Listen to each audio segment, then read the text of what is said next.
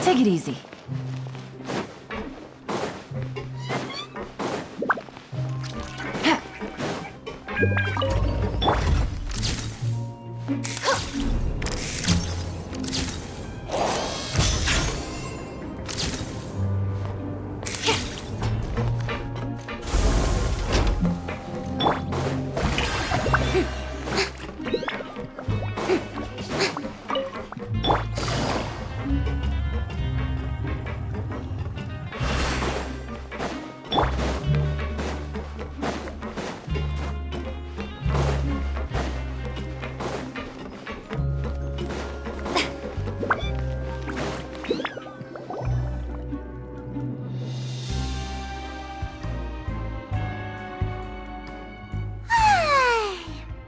For a little... Wait a sec.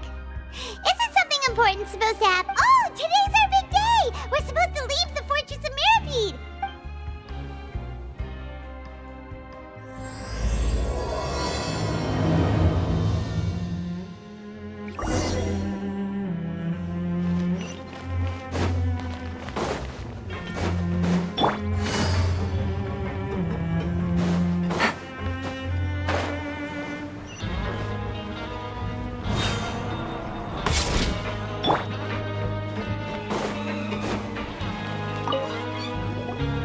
Please, sign here. This document will be effective immediately upon signing, and you two may exit the Fortress of... It's been so long since we've been to the surface. What's happening?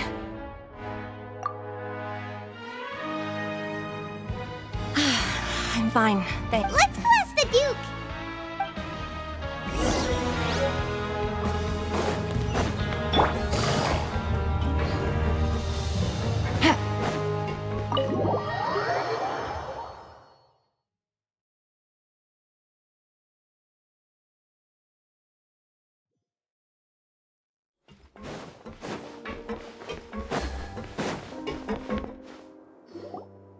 Your Grace?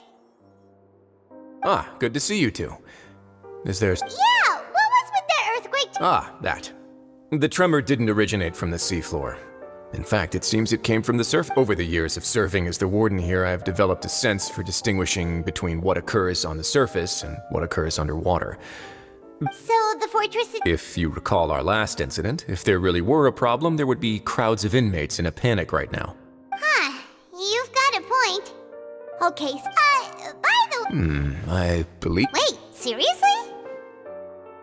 Ah, yes. Yep. It's you two. Are you leaving now? That's right! Today is our last day in prison! But now that Paimon... Oh yeah, Paimon... Then be sure to come back and... If you've signed the release papers, then you're free to go. You're not going to see us... I knew you'd ask. Well, you actually agreed. Ah, so you do have a polite... After being down here for so long, I imagine you must feel like you're lacking companion. Yeah, don't worry, we'll come back to see you. Paimon really likes the cafeteria. I hope you won't be here as convicts the next time I see you. We'll do our best to stay out of... Well, it seems our work in the Fortress of Mirabine is finished. That's the end. We should probably go report to... You're going to see Monsieur Nervillette? I'm sure just your regards will do. I believe... You're right. I've heard the Palais has been terribly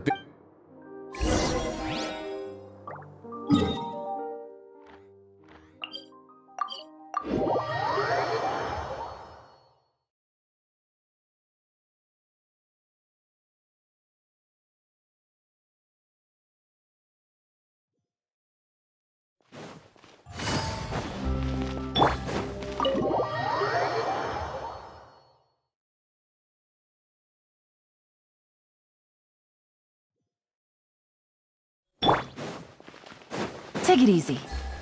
The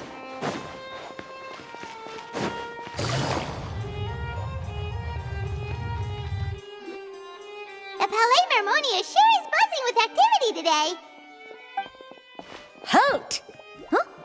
Oh, it's you two. Apologies. Monsieur Nervillette did say you'd be welcome at any... Excuse me, would you mind... I'll be right there. Sorry, I've got... Everyone's so busy.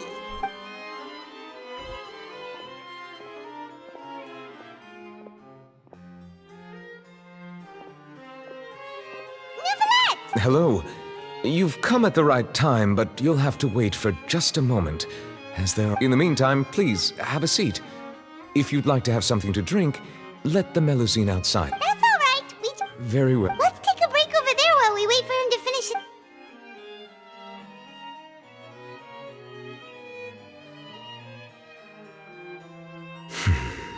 All right. That should... Are you done with your work? Yes, sorry to keep you waiting. Today should be the day you were released from the Fortress of Meripede. And it appears that you've met... That's right. And we came here to... a massive whale. Do you have any idea what that... Judging from your description, that cannot have occurred in any ordinary waters, but rather something like the primordial sea. A whale of that size and shape cannot usually be found in the waters of Tevat. Therefore, we can only assume that Child is presently immersed in primordial... Immersed in primordial seawater? But how? Most people wouldn't be capable of entering in the first place. I'm not completely sure how he could have gotten there myself. Yes? What is it? Oh, right. We asked the Duke and he said it wasn't from underwater, so we... It turns out that I have just received a report about this particular matter. In fact, that's exactly... The source of the tremor was here on the surface near Poisson. After the shaking stopped, the water levels in the Poisson area rose at an alarm. The water levels rose?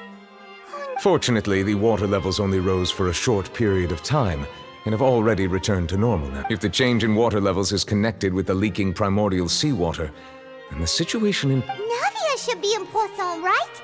We need to go check on... I would also like to go there as soon as possible, but I'm afraid I can't leave just yet. We must immediately formulate disaster prevention plans for the surrounding coastal... I'll have to ask you two to go to Poisson first. There's no time to lose. Let's get going! Please be careful.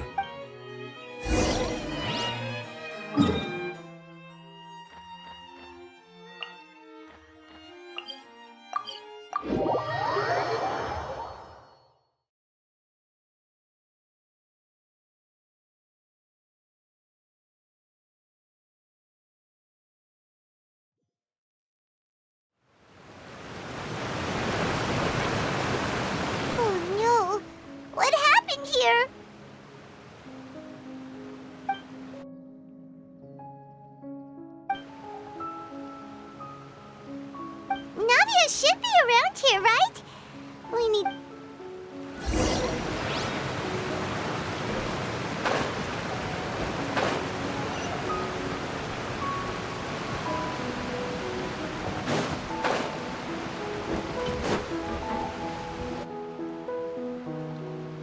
We haven't seen a single soul all the way here. What will I ever do now? Look, there's someone on the roof. Just stay put! We're coming up! Watch your balance! All right, just hurry.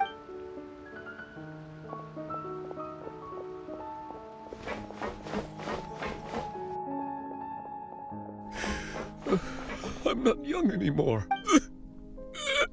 Oh, he looks pretty sad. My leg! How could this have happened? Just hang in there. Help is on the way.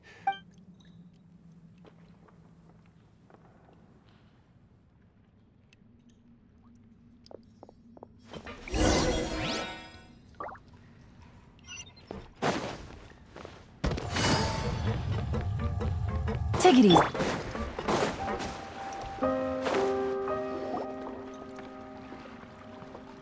Oh, it's Navia. She's over there. Hey, Navia, are you okay?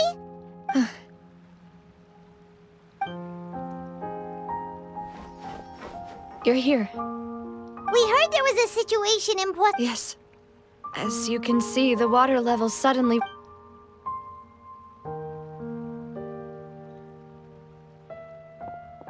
Demoiselle! There was a wounded resident next to a building southeast of here. We've already transported him to safety, but we've run out of... He's wounded? He fell, so it's probably a broken leg. He's pretty shaken up. When the water level rose, he desperately climbed up to the roof. Once the water receded and he saw the ground... He jumped down then. Find the leader of Squad 1 and tell him to take the wounded resident to see a doctor. Understood. I'll take over his search and All right. You'll... I'm sorry. This situation... Right. A little earlier, we suddenly heard a loud noise. At first, everyone thought that something might have exploded in the waterways. But before we knew it, the rushing water seemed a little odd, almost like the unique color of primordial seawater. Some people didn't realize the danger and thought it was everyone on the street who happened to be close to the water didn't have a chance to escape. As the water levels rose, those who realized what was happening started to flee in a panic, desperately trying to get to higher ground. The Spina di Rosula initiated rescue operations as quickly as possible, but there have been a lot of casualties. The water that flooded the area contained primordial seawater, so the lower levels of Poisson are still hazardous. No one knows if this could happen again. All we can do for now. How awful. It was quite frightening indeed. I only wish... Is there any way we can help, Navia? Thank you for being so willing to help in a moment of crisis like this. Don't say that, Navia. That's what friends are for. Demoiselle! We've got a situation here! Sorry. I need to go for now. And off she goes. Seems it might be a while before...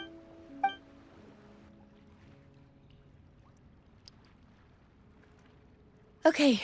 The wounded are being tended to, and we finished a preliminary head count. More support... Of course, we should remain ready for anything, and continue doing our best to rescue others. Traveler, Paimon? Huh? Right now? Thank you.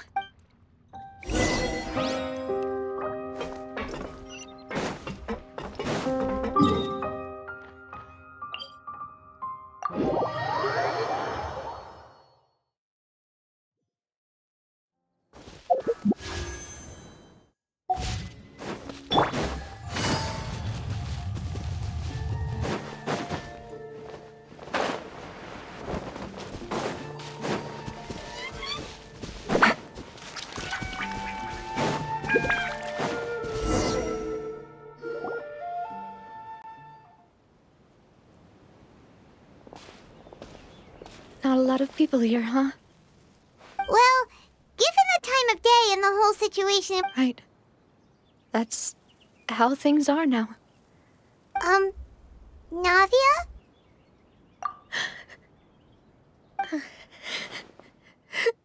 Navia, what's wrong? Sorry. I just... Maloose and Silver. They won't ever come back here again. Huh?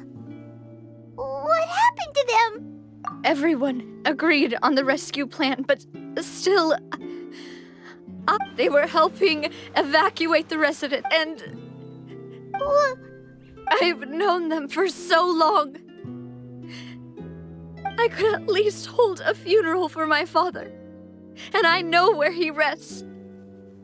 But as for Maloose and Silver, they're...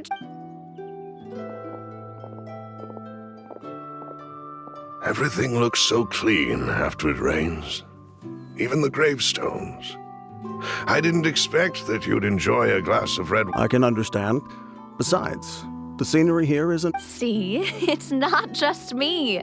I always want to bring some... How could Master ever be up? Yet the cemetery is the home of those who have passed, is it not? Everyone... Buying yourself a plot in advance, are you? No need yet. But when I do, I hope you'll let me be buried beside Master Callus. Hey, stop. I'm quite serious. That way, it will save us both the trip to see each other. That makes sense.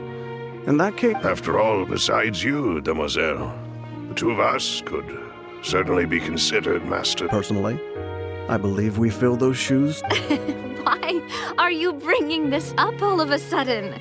Seriously. But I'd really prefer not to talk about this stuff.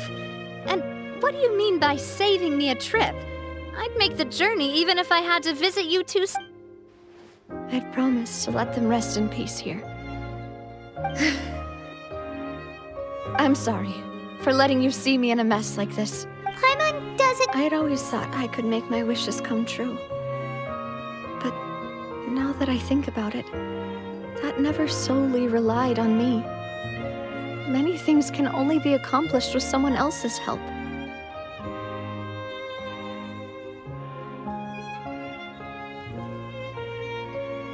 Maloose and Silver have helped me so much. I'm so sorry. You can spend as much time as you need here, Navia. We'll stay... Thank you. Right, by the way, you can have a look at this. Obena... Khan... Burnett... So... everyone else... It's okay. I know what you're thinking. And the overall outcome indicates that the cost... Right! Don't think that way, Navia. One person might be... Maloose and Silver were not the price for You're right. What you said just now was... Oh! Seems you've become more eloquent in the time since we last met. The knave? What are you doing here? Is everything going well on your side? Yes, my people are carrying out the mission according to your request. All the residents of Poisson have been evacuated, and we're preparing to relocate them. As for these supplies, we have everything taken care of. There is no... Thank you. Wait, do you... We just met recently. Usually, I would call this a coincidental encounter. But that doesn't quite fit this time. Besides, it never even... Thanks to the knave, Spina di Rosula received generous support from the Fatui, which allowed us to complete the rescue. Mutual aid is essential to fostering positive developments. We were already in the area, in any case, so it was nothing. That said, I must say that you're a lot sharper than you let on. I apologize for all the ways in which I tested you previously. We've never worked with My subordinates have reported that Fatui soldiers have been observing water levels and taking head counts in various locations. I hear that they've also prepared a large amount of emergency... This is nothing to brag about, nor do I intend to. It is simply the way of powerful organizations to act forcefully, whether they are doing good or ill. You've witnessed that firsthand, and as I've told this traveler before, I know of the prophecy, and I intend to prevent the impending disaster. Lending your organization a hand was a natural first step in accomplishing that. As such, Do not be troubled by this token of our sincerity. Without your help, there would have been. Furthermore, I sincerely regret what happened to Malus and Silver. Don't say that. As Paimon said, Malus and Silver didn't choose to sacrifice themselves for. I've never liked hearing people put it that way. It's like trying to relieve pain by saying some noble-sounding words. But right now, there's nothing more suitable. You're right. I'm sorry for your loss, Miss. Water is life to Fontaine's people, and it also spells disaster.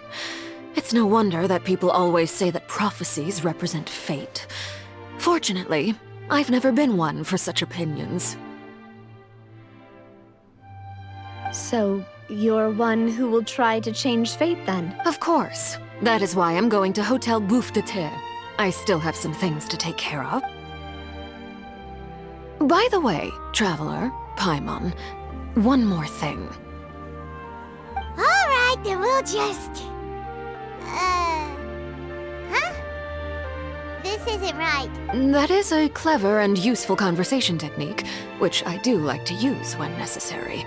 But there's no need to... Traveler, I'm sure you remember that I said we could work together when we had... You and I both know that there may be issues with the Primordial Sea. Previously, it was the Fortress of Meripede's sluice gate, and this time it was the water levels in Poisson. These are both... Indeed. Allow me to share the latest intel I've received from the House of the Hearth's intelligence. During some recent investigations, a child claimed to have discovered some ruins near Poisson. The ruins date back to ancient times, and seem to be worth an... Judging by the dating of the ruins, they may be related to the prophecy and the coming crisis. The situation is becoming more urgent, so my people initially came to prepare for ruin exploration. Unexpectedly, this disaster... So that's why the Fatui were already in Poisson. I wanted to take the children along, but unfortunately, Linny, Lynette, and Fremine have all been dispatched to higher ground to assist Linny told me that outside of the house, the person they trust most is you, which is why I want to give you this task. The House of the Hearth's members see each other as family, but Linny, Lynette, and Fremine said that they also see you as such.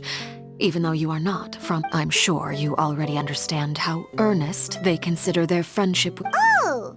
That's so... The intel I just shared about the ruins could fetch a high price. But since the children consider... Got it! So all we gotta do is go to some... Excuse me, but may I tag along? You wish to join, Miss... But are you sure you're up to exploring some... Well, I'm sad, yes. But I can't just go back and plop myself into a chair by the roadside and do nothing. There's no point in being depressed while we still have a disaster on our hands. As my father's successor, besides, I'm also doing this for myself. I need something, a distraction. Since you put it that way, I have no objections. All right, the ruins are to the south of Poisson. Okay, the three of us will handle it.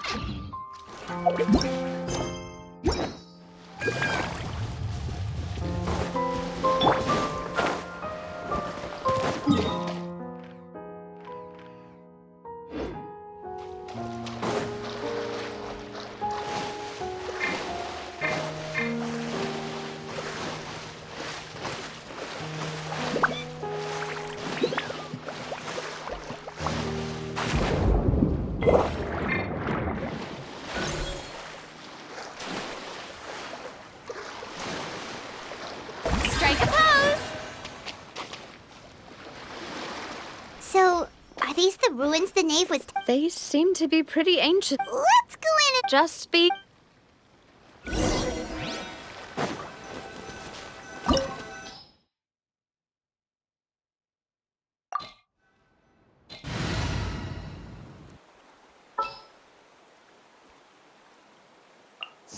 Stay close.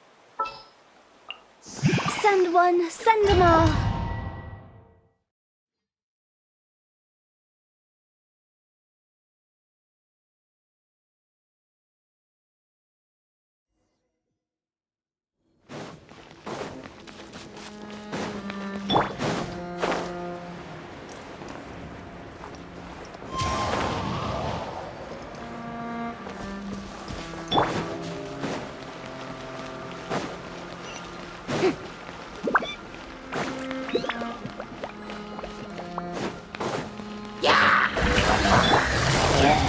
Quietly now.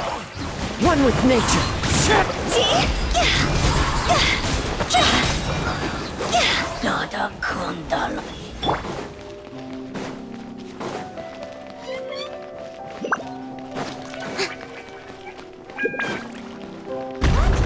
Floor here isn't safe.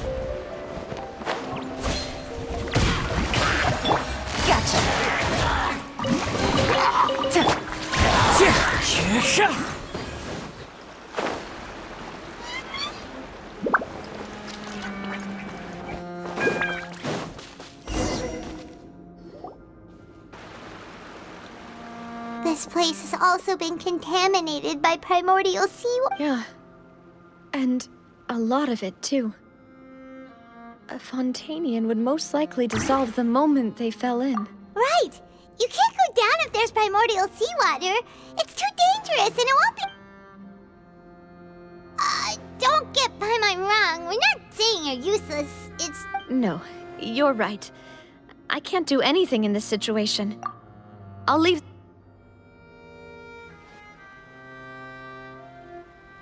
That complicates things. In that case, do you want to wait for... The water levels here are unstable, and there's a chance I'll go together with you. Perhaps we'll find the exit just... All right. Come with it.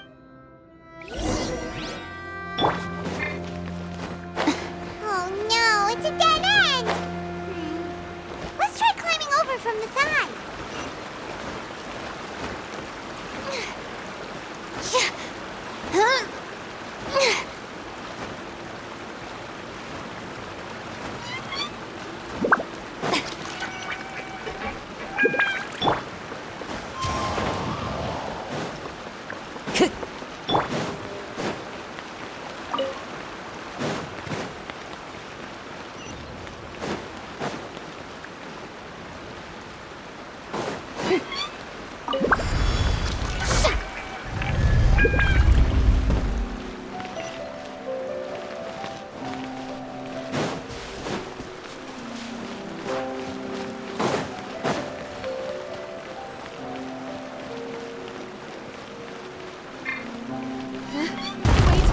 There's something wrong with this bridge! Run for it!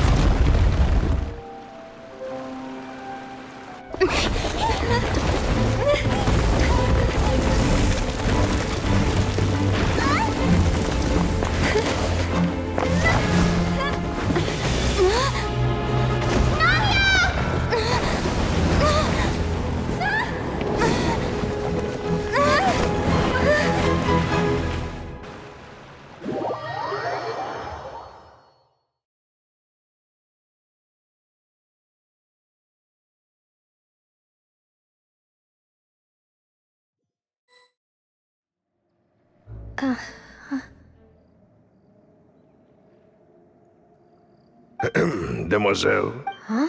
Demoiselle, what are you doing here by yourself? Would you be standing here till... Maybe she just wants some time to herself. Oh.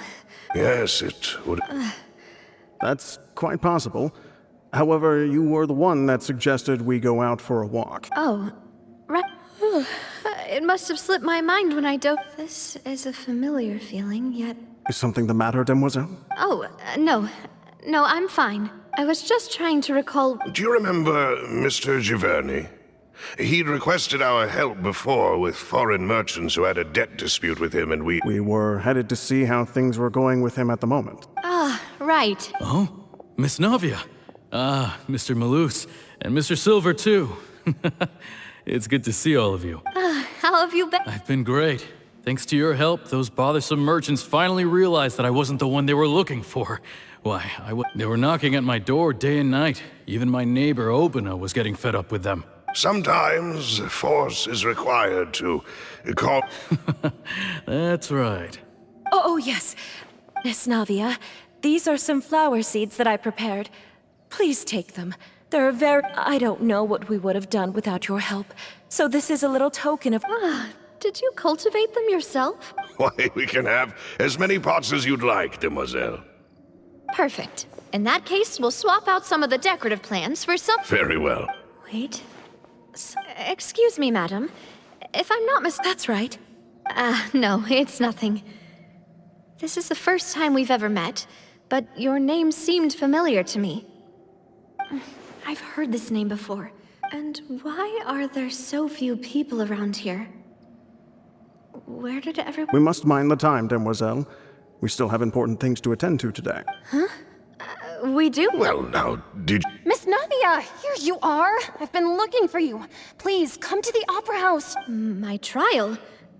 Wait. Yes, she's right, demoiselle. It's just about time now, so we should... Oh?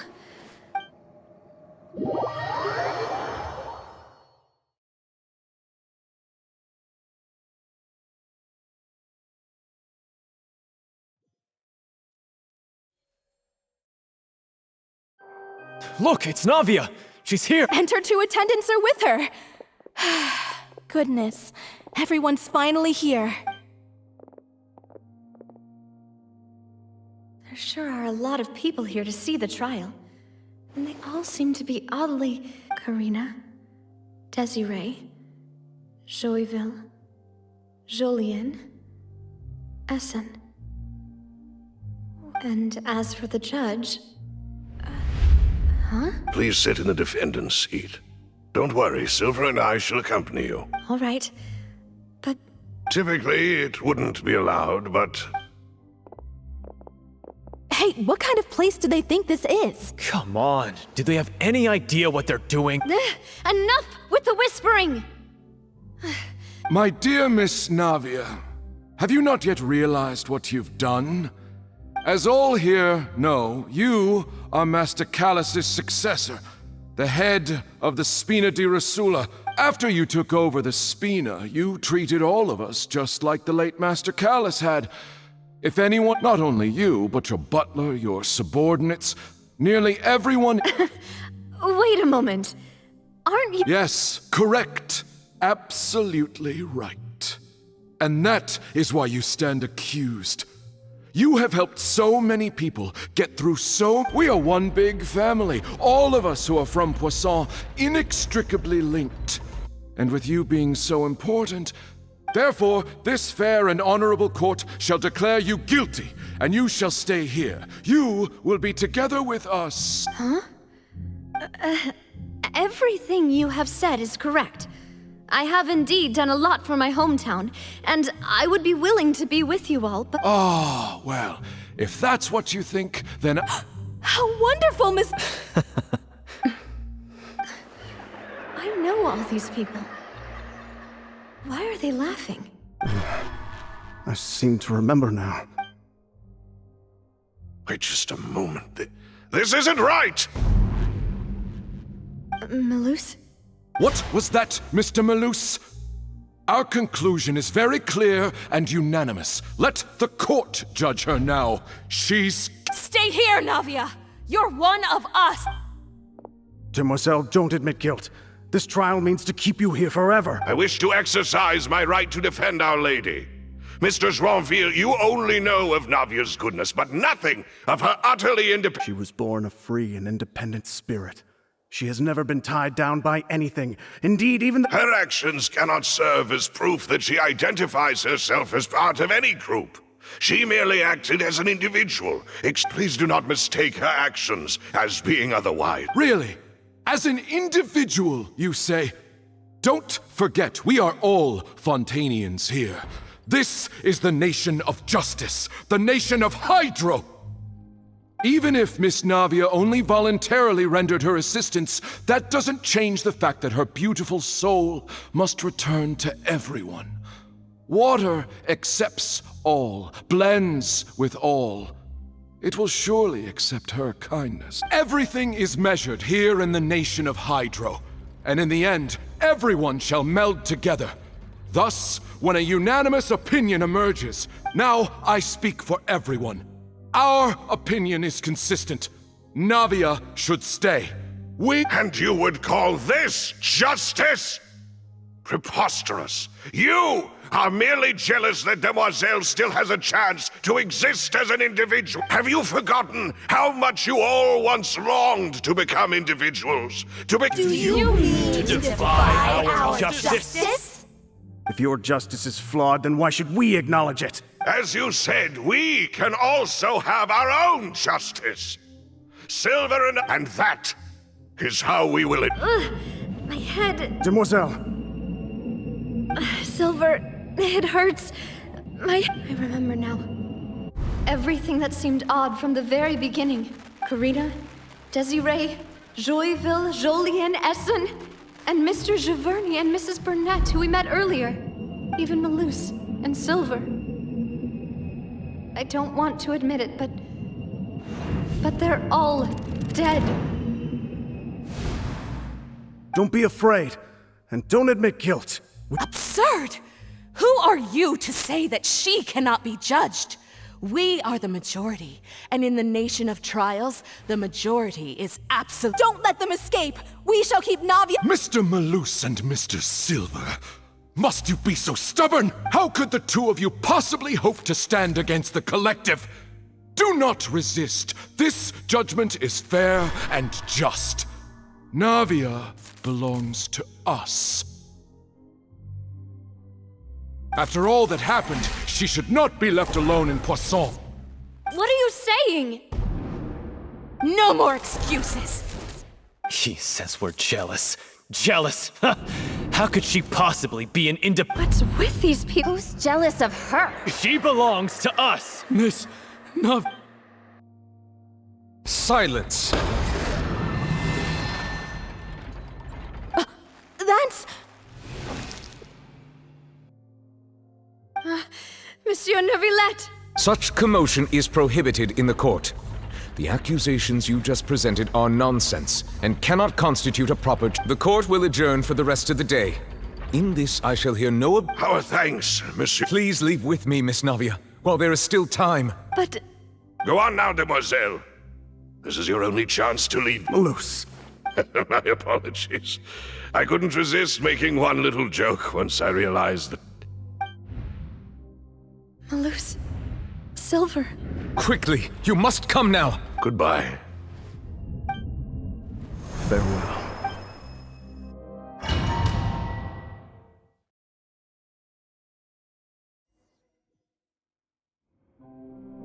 No, wait!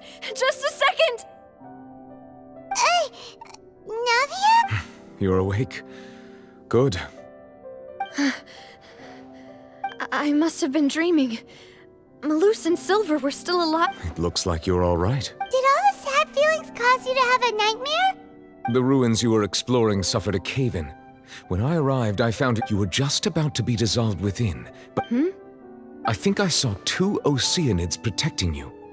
It was only for a moment, perhaps even a fraction of a second, but they gave me the chance to retrieve you. Were it not for their intervention, I would not have been able to rescue you before your consciousness dissipated. Wait, did you say Oceanids? You mean like what happened with Vache? Perhaps those 2 Oceanids were the people you saw. I always told them that they didn't have to protect me. Please come with me.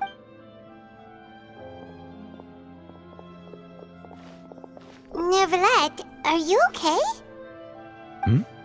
Oh, I am quite all right. Why do you look so stiff all of it? Oh, Paimon knows. You're the type who feels awkward when there's nothing to do. I merely thought that we should give Navia some time to herself. Huh? Why didn't you just say so then? Don't Don't you think it's even more awkward to call us over like this and then...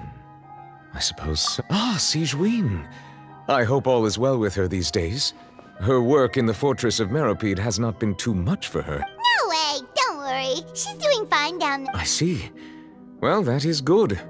I have always worried that Sigewinne would need a lot of time to understand the world of humanity. Oh, and the Duke also says hi! Even though Sigewinne made him do that. He hopes that you haven't been over... Thank you. I have indeed been busy lately, and I also hope that everything is going well in the He still doesn't know what to talk about. Let's chat about something else. So, never... this isn't going anywhere. Yes, in fact. I had arranged to meet you in Poisson, but when I arrived, I discovered that the Fatui were helping the residents evacuate. They had even transported a large quantity. Amid my astonishment, I ran into the knave, and we had a chat. She informed... Yeah, we originally planned to meet up with you, but we thought you might still be busy with all those official documents. We didn't think exploring the ruins would take...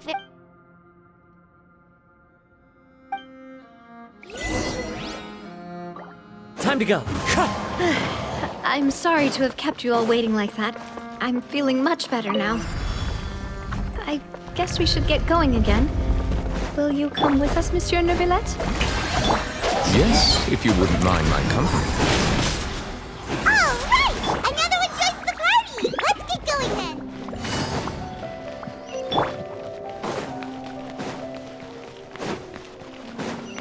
Oh no! Another unstable path! Watch your step!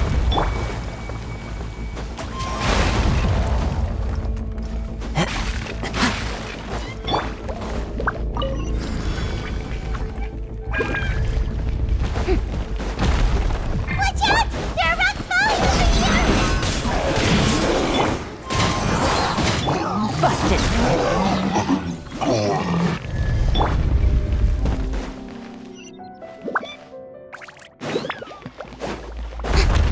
Time to go. It seems we're almost at the top. Keep it up!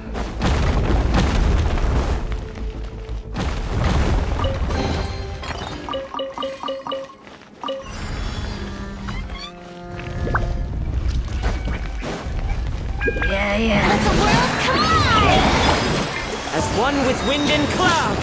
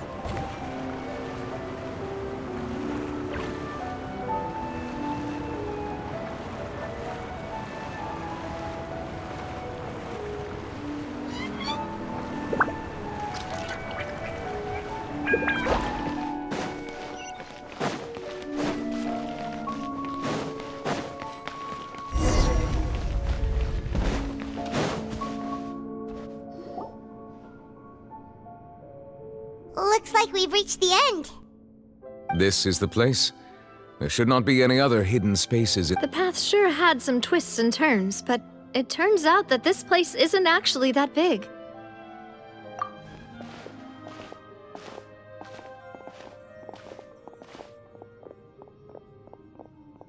Stone slates. It seems like they were put here as an offering. Perhaps we should just leave them be for now. There are 4 locations in total, but only 3 stone slates. The slate that should be in the first... The surrounding walls also show signs of damage. There's something written below. Let Paimon see. Reason dictates that this nation be destroyed. I shall record the... It feels like someone left these slates and these words here for a purpose. But does he mean that Fontaine... That would fit the circumstances dictated by the prophecy, yes. Indeed, the slate's contents correspond to it. There's a person kneeling here. She seems so dedicated. And there's a whole bunch of other people behind her doing the same. She's And is that Lady Farina in the third image? Did the Hydro Archon fall into the water? And is that a ring of people around her? Paimon doesn't... The fourth image. I know this one. This exactly matches the content of the The people will all be dissolved into the waters, and only the Hydro Archon will remain, weeping on her throne.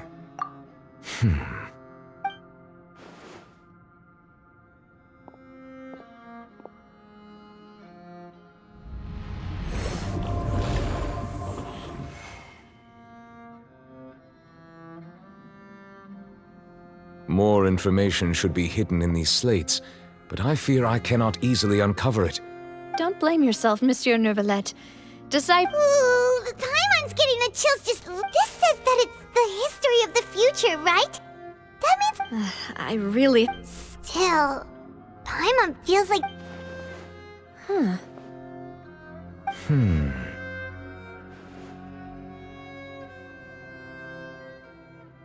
That's right! If the images are in chronological order, shouldn't the fourth, the waters drowning Fontaine, come before the third, where the Hydro Archon herself falls into the water? And yet the order is reversed here.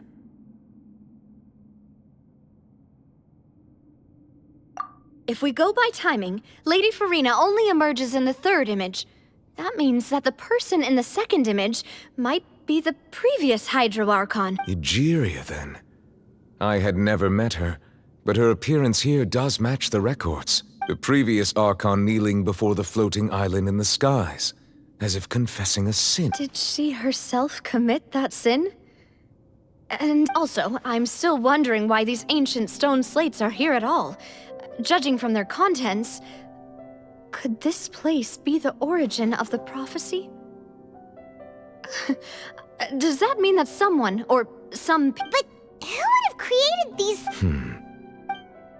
It seems that any further clues will have to come from Farina. In that case, there's no time to lose.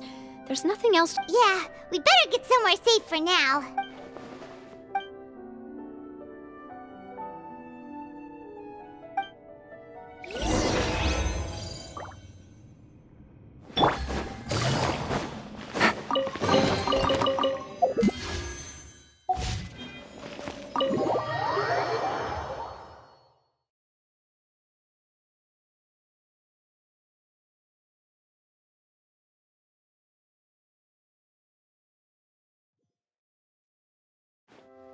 Let's split up here.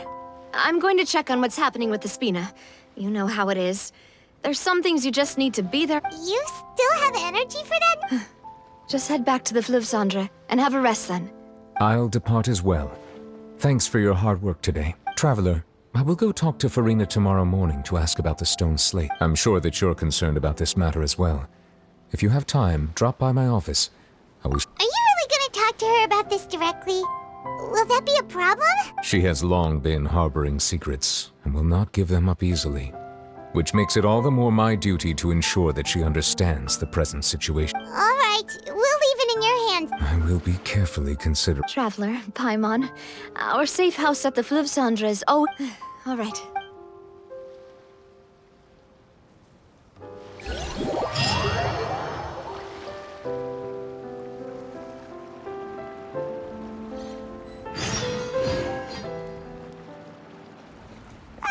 We're finally back! Welcome back. We've got a special menu prepared for you two tonight. Yay! And there's good food. Paimon's already starting to... Oh, that voice. Is that who I think it is? Huh? It's you two. What are you doing in Fontaine?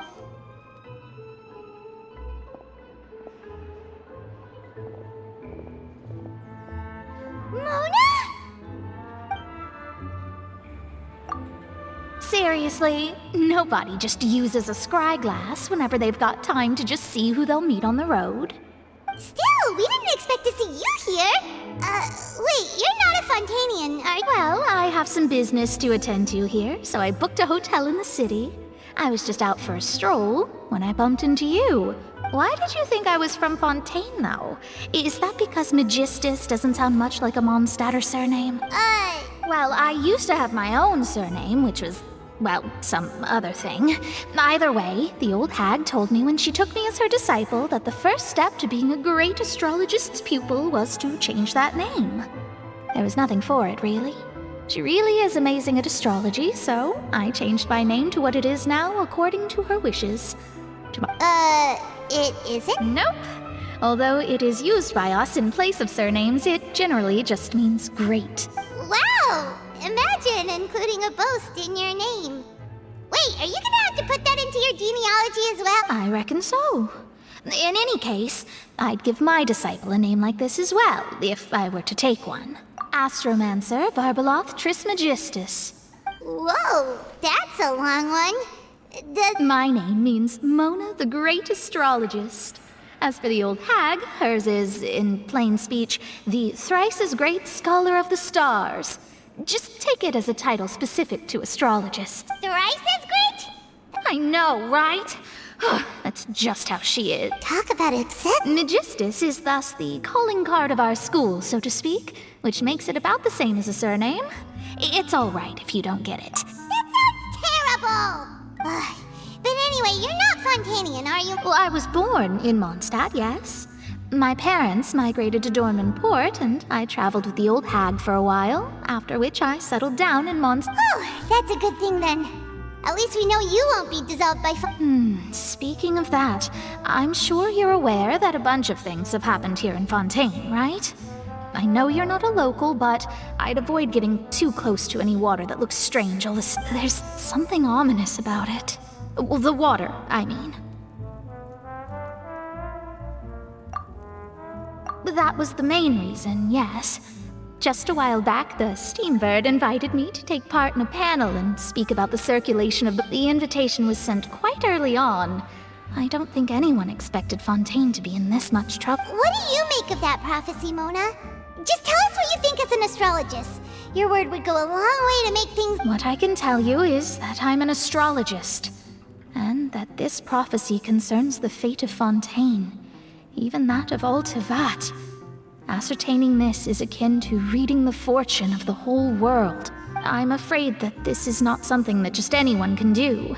If I could do it, you would no longer call me an astrologist, but a vision. But on the flip side, the prophecy is so huge and powerful that it must surely come from a powerful visionary. Its contents involve the fate of the— A visionary? Sounds really powerful and all— Of course. The old hag could do it, and I'd bet there are others amongst those Hexenzirkel colleagues of hers who could do something similar.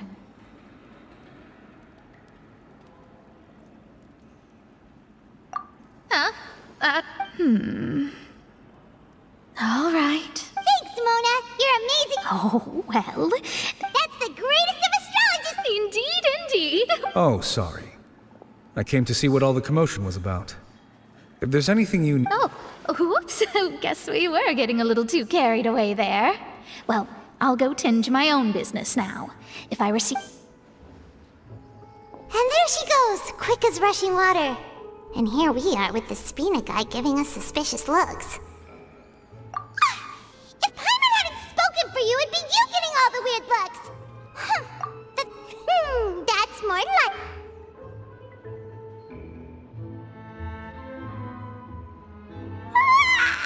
Good morning. To be honest, Paimon's still feeling. But it's time to get up, traveler.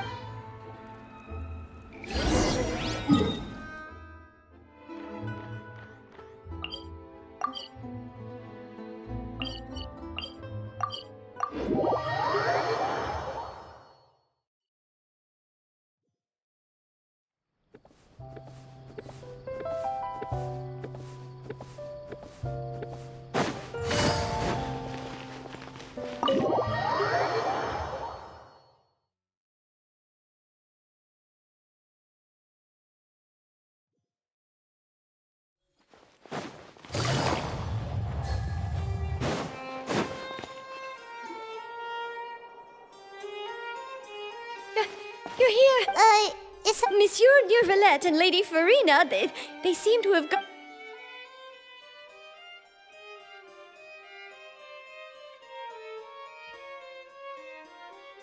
I said, I've already explained everything. And yet the problem has not been properly solved. There is little space for excuses between us. It is not my intention to offend you, but please, tell me where you stand. You are the Hydro Archon Focalor, are you not? Look at this. This is a list of the victims from the recent Poisson incident. You mean... We did not arrive in time to avert this disaster, and I will not have it happen again. I will say this once more. You must tell me. Yesterday, I found 3 stone slates in some ancient ruins near Poisson. Do you know anything about those? Seriously? You're questioning me like this is a court case now. I don't... But you found them in some ancient ruins, you say? That's correct, which is why I came to ask you some questions. There should have been 4 slates, but one of them was missing. The other 3 feature different images that seem to correlate to the prophecy. The second of these slates depicts the previous Hydro Archon Egeria kneeling before a floating island in the sky, as if confessing something. Do you know nothing of this either?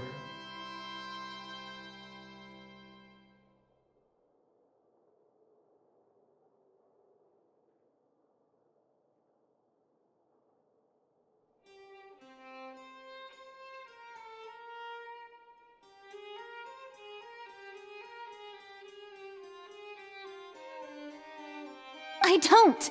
I've never seen such slates. I'll ask you again. Do you really have no information regarding the previous Archon? My deciphering of the slates indicates that the Hydro Archon Egeria once had to confess to, or apologize for, a certain sin. If anyone would know about it, it should be you. All gods don't have the same secrets, you know. She was herself and I'm me. Is it really so strange that I know I understand your concerns, but... Forgive me for saying this now, Lady Farina, but I have long known of your various secret investigations into certain... There are several indications that you have been investigating the prophecy on the sly. This is not strange in itself, considering that you are the Hydro Archon. But it is strange that you should also claim to not know any of Egeria's secrets, as well as do nothing. You have never been as superficial as you have presented yourself to be, nor are you a fool. And yet, your behavior is very inconsistent. So you've been watching me all this time, have you?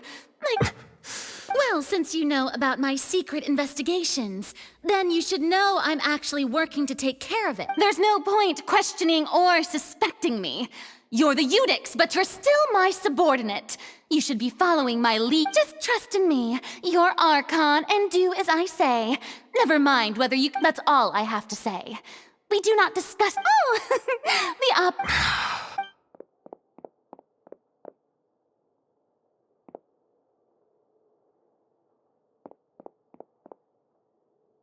Did Farina not notice us standing by the door? Wonder what's up with her. She was smiling. She did... I assume you've been outside for a while. Oh! You noticed! She was in a great panic, though I cannot discern the reason. Our discussion reached impasses time and again, a state of affairs that we cannot allow to continue. Still, I do not understand. Dialogue is the basis for understanding, so why did she keep refusing to engage?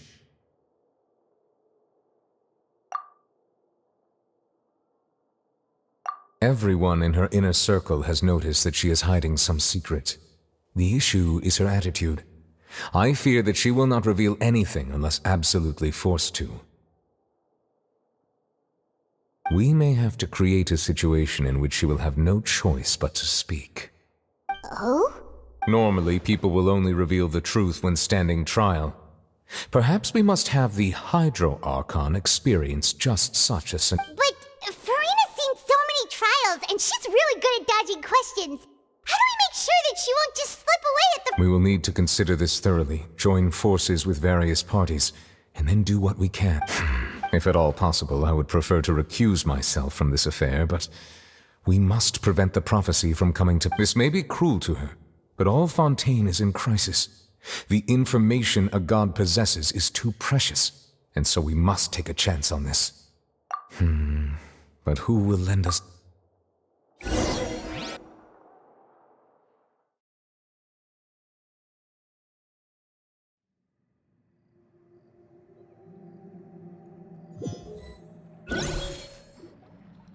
Well, that's Speaking of which, it was pretty smart of you to think of hiding here.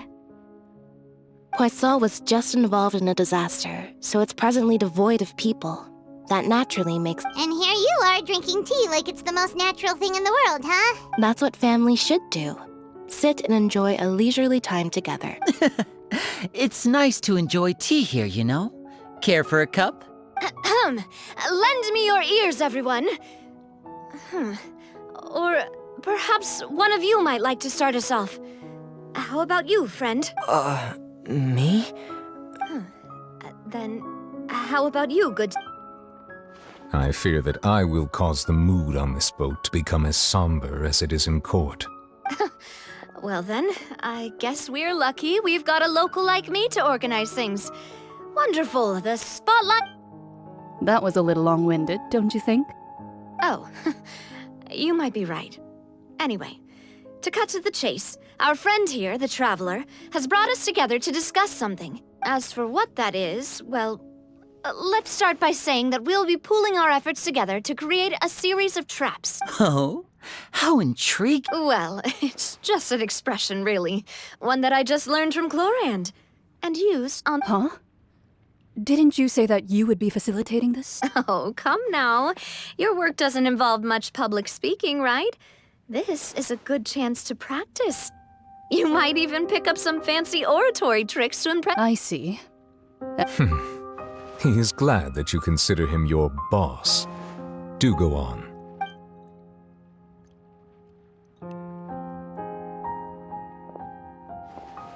In that case, do any of you have experience? Not that I recall. Fremine and I once used a wooden stick in a basket to catch wild rabbits when we were younger. As for I've also... I'm afraid not. You may or may not have heard, but Fontaine once played host to a group known as the Marechaussee Hunters. Though that was their name, they did not hunt animals, but rather various monsters left behind by the ancient dynasty of King Remus.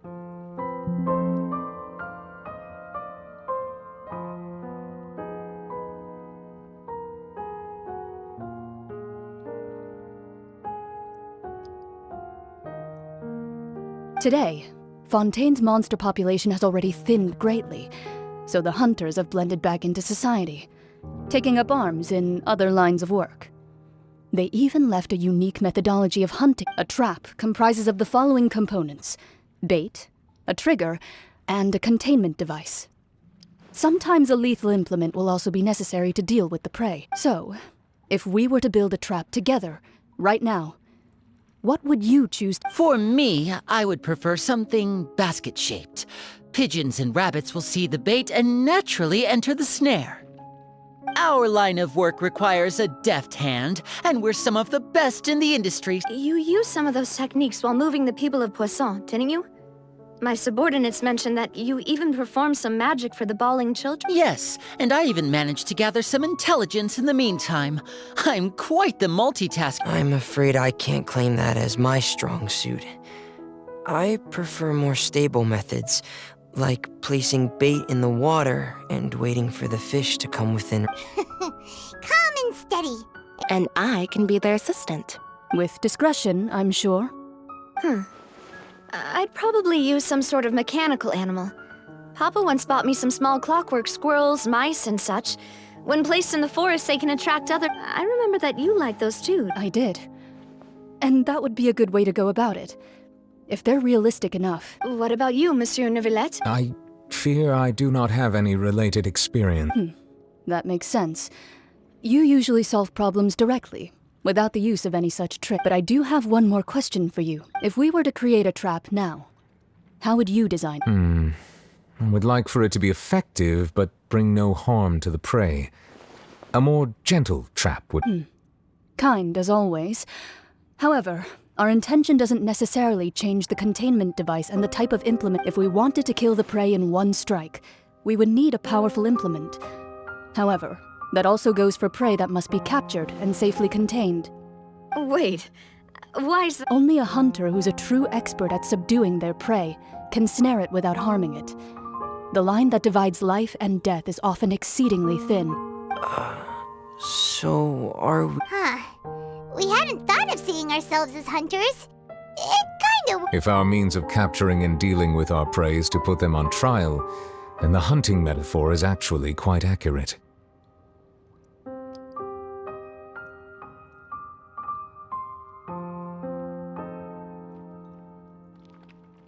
But we shall require much more courage than any hunter to judge a god, a being whose seat is an exalted throne. Oh, so that's what's going on. Sounds very interesting.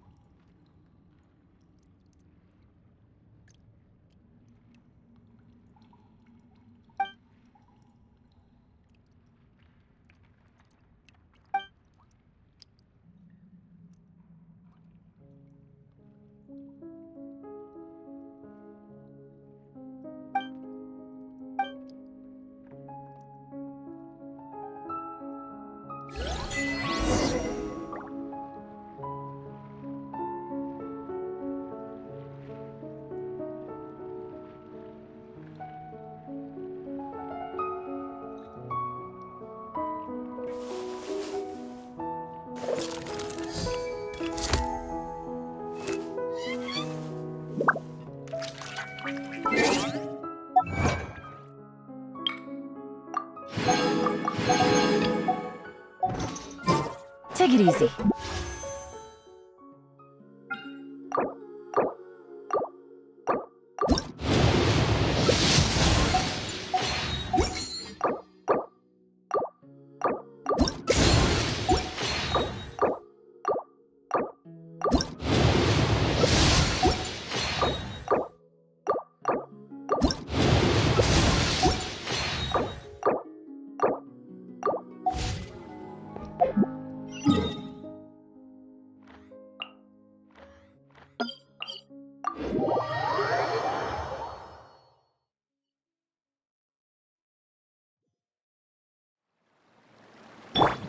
Shower me with praise!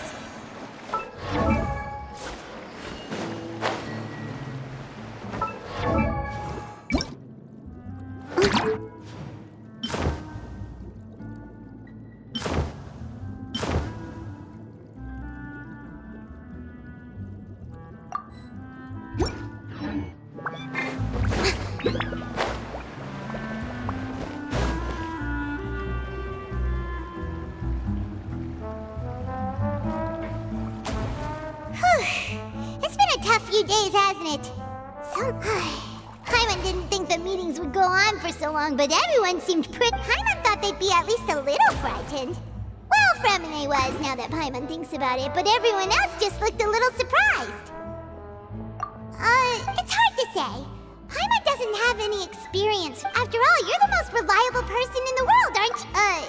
Did you just pour some tea? Paimon didn't... Paimon's never seen that cup before. Don't be frightened. I'm just joining you two for tea. I'm mere... Who's ever... Aw, have you forgotten me already? Wait, you are familiar. You're the voice we heard from the sky in Sumeru. The voice from the sky, I fear that description is wrong. Though, not complete. You're feeling lost now, just as you were feeling previously. I sensed that confusion and thus came to you. Guiding people is an irresistible hobby of mine, after all. Consider me a passerby, just accepting a commission from my friend's disciple.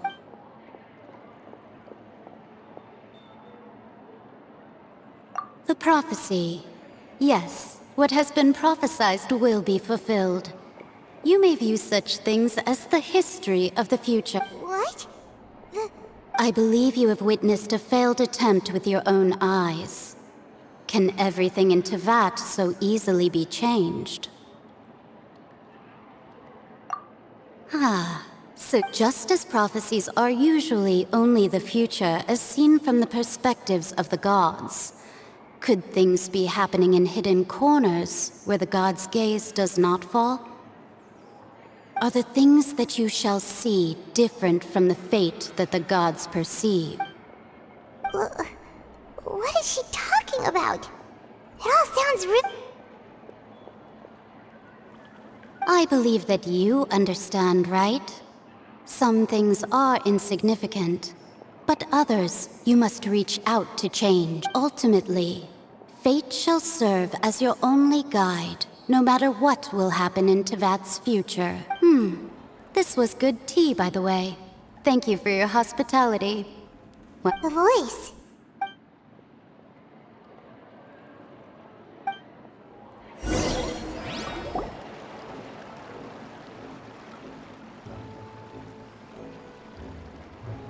What? Alright. Hey, it's you who's... Well, I see I've walked in on some lively banter. Mona! Fine, just fine. I went to take part in that Steambird panel.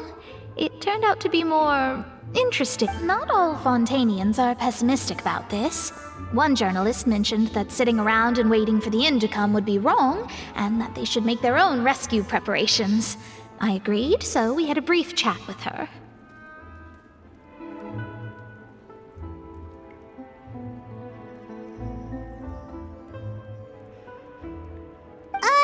Did she have pink hair by any chance? Why, yes! It was Charlotte. You remember, I'm in full support of her view. Prophecies are very important, but how can people allow their lives to be... That's right! Paimon's glad to hear something sensible. Yes. About what we had discussed before. I did try, but I'm afraid I couldn't reach the old hag. I'll try again tonight, but I wouldn't get your hopes up. Huh? Goodness gracious. Are you serious? She said that even the god's gaze has blind spots. Pretty bold if you ask Paimon. Most people would believe the gods to be all-knowing. The Hexen Circle members are certainly anything but ordinary. As for the mage named N, the old hag has mentioned her a few times. She said that N's sense of direction is incredible, and that she loves guiding, but I've never met her. And if she were still alive, she'd be... Well, suffice it to say that the hag's at least a few hundred now, and N's been around for long... Whoa. The Hexen Circle sounds like a scare... Their abilities alone are pretty terrifying. If she came to see you personally, then the problem you're facing must truly be of great importance. Well, it's not like Paimon could understand anything. Yes, she was quite cryptic, but I suspect she means that there is still a way to turn things around. She didn't say when or what that would be, though, so perhaps it is something that you cannot know right now.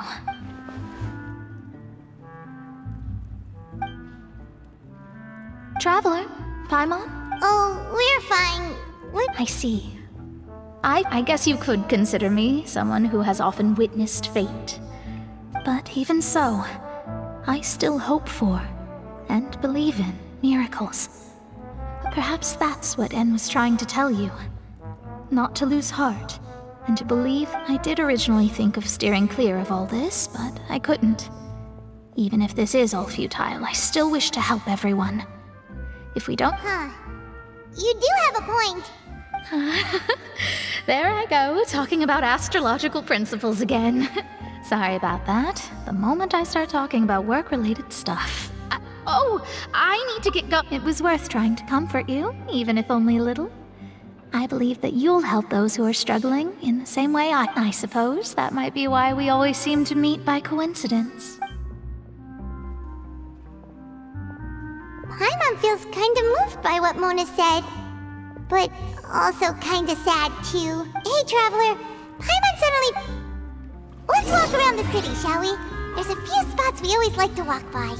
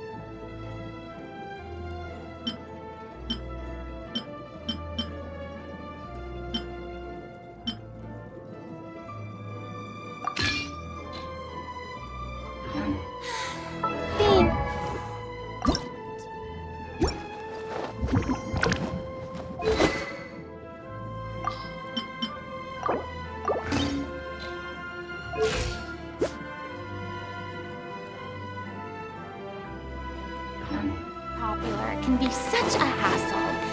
Who knew the people would...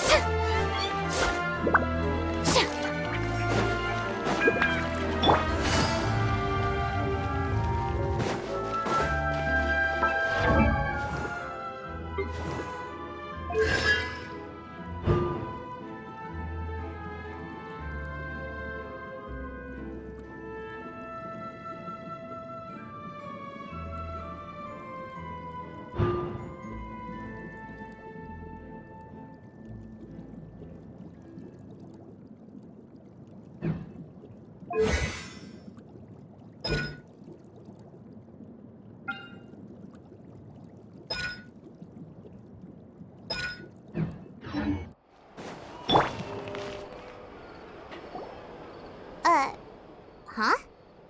Our names are written in this newspaper. Let Paimon see! The underwater stronghold, the Fortress of Meripede, has continued in its noble My recent attempts to enter the fortress bore little fruit. Huh. Thus, did an Outlander friend become the focus of this report? A blonde adventurer with their white fairy legends trailing in their wake. It is said that this mysterious traveler once visited the underwater so while the fortress's interior remains a mystery behind closed doors, do not fear, for the tales of the traveler contain surprises in spades. Journalist Charlotte's biggest scoop yet. Charlotte took so many awesome photos of us and we never even noticed her. She hasn't been able to get a hold of anything at the fortress, so since we're easier to find, she's using us as the subject matter instead? Ugh, seriously? Well, fine. Those headlines and photos do look cool, so Paimon will forgive her.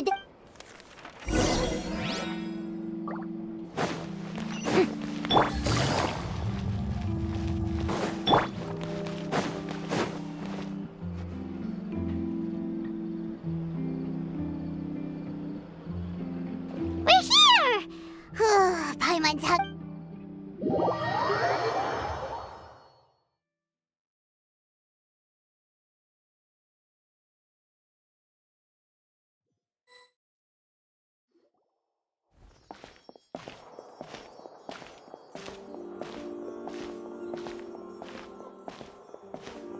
Hey, quick! Look! That's the limited edition, only 16 slices a day cake! It was so delicious the last time we tried it! Despite the tense situation we were in, let's give it another go! Paimon's shirt! 1 slice of cake, please. Someone showed up after. Oh, wait, you're the one from the Palais Mermonia. Oh, are you here to buy cake too? It seems Monsieur... Wait, did he really say something like... That's right. Even he has his own preferences when it comes to food. As for me, I love the cake and coffee here. Do you come here often? Usually every day. Every day? It's part of my daily schedule, apart from work. I shall have my cake and coffee. Then what if someone told you one day that this place would be closing soon, and you wouldn't get to eat cake here anymore? What would you think? But why would it close? Well, Paimon doesn't know either, but maybe... Oh, the prophecy. To be honest, I haven't paid much attention to that. No, still, even if there'd be no more cake tomorrow, that wouldn't keep me from having some today. No, it's the same for eating in general. You might not be able to eat tomorrow, but if you can do so today, then you should carry on. That's what people call living, you know. Huh. Don't be sad. Excuse me, could I have 2 more slices of cake to go? These 2 slices are for you. Sijuin said that this kind of expression you're making... Oh, you know Sijuin? I sure do. She was born before me, and she sometimes comes to the surface to teach us things about... She said that humans are creatures that are saddened easily, yes, and you can only lift their spirits by feeding them delicious food. So I've got something else to do, so I'll be going now. You two try to stay...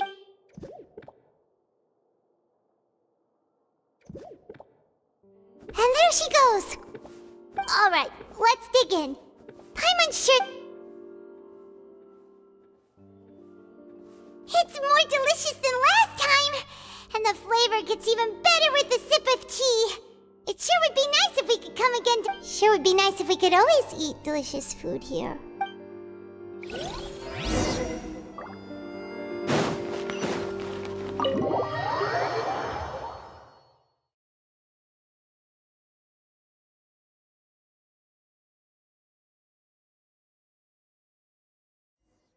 Oh, we're near the Steambird office. Let's go look for Charlotte and have a chat. Wow! If it isn't the Traveler and Paimon! Ha! You've got some nerve! You just used us to make some quick mora! Oh, you needn't worry about that. I heard that you were in Poisson some time back, so I sent you a letter to discuss just that.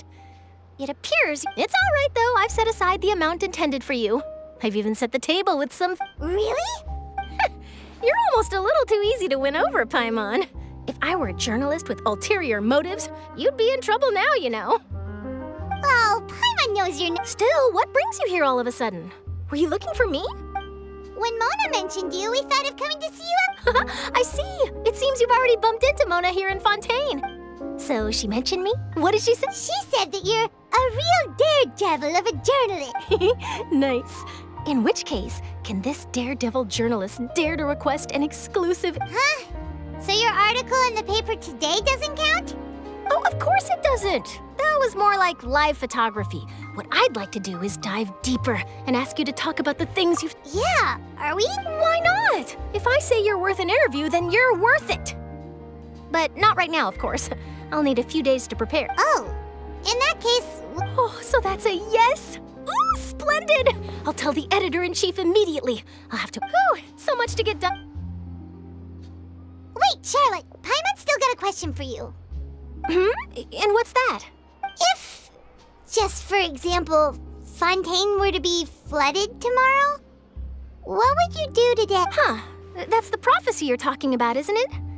I mean, I do hear about it often, but if you're seriously asking, then I might try and think of a way to leave Fontaine.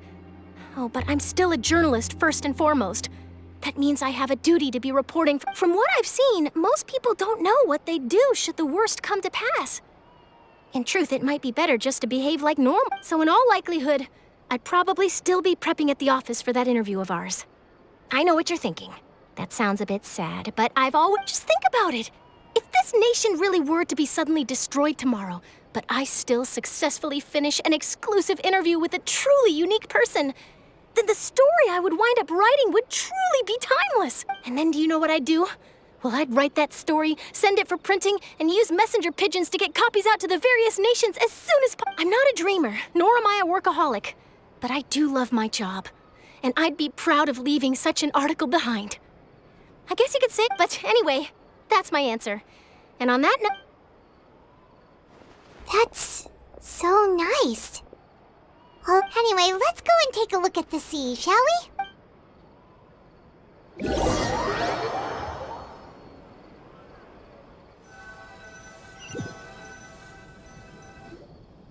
The sea breeze and scenery can be a pretty soothing combo, huh? Paimon's been thinking. If it wasn't Fontaine, but all of Tevat that would be destroyed... No, Paimon should ask, if you could choose, what would... We've always been moving to the next destination, so we haven't spent much time thinking about these kinds of things. We didn't have to either, with us always being on the road and whatnot. You mean, still traveling? Huh. Wait, is it...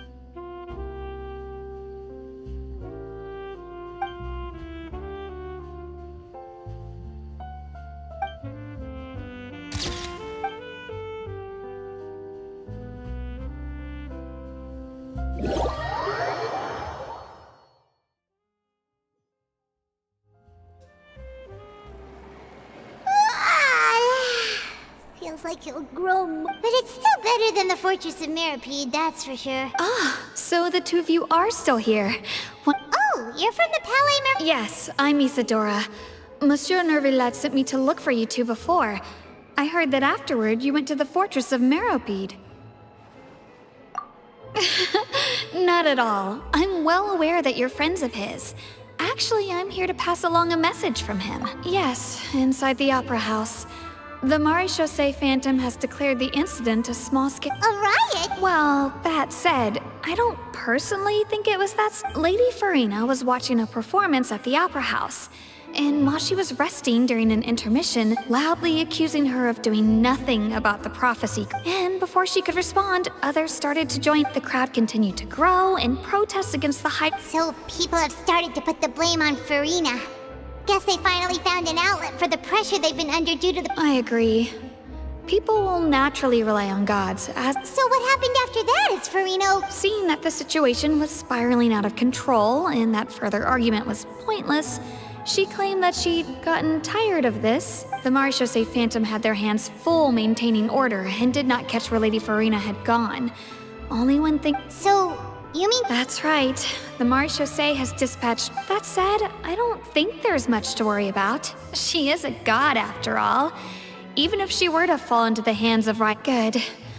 Monsieur Nervillet sent me— Don't worry, this is more than enough to go on. Thanks for keeping— Is that so? Well, all right then. Well, sounds like we should hurry over to Poisson then. If we know Farina, she won't try to fix things in this situation. Instead, and as we also know, she may be loud and dramatic, but she doesn't have a heart of stone. When Nervalet was talking to her in the Palais Mermonia, and she heard about Poisson, it would be hard for her to ignore being— Paimon thinks Farina's probably taken the— Well, what do you think? Paimon knows the answer, of course, but Paimon can do the analysis to back it up. In that case, there's not a moment to—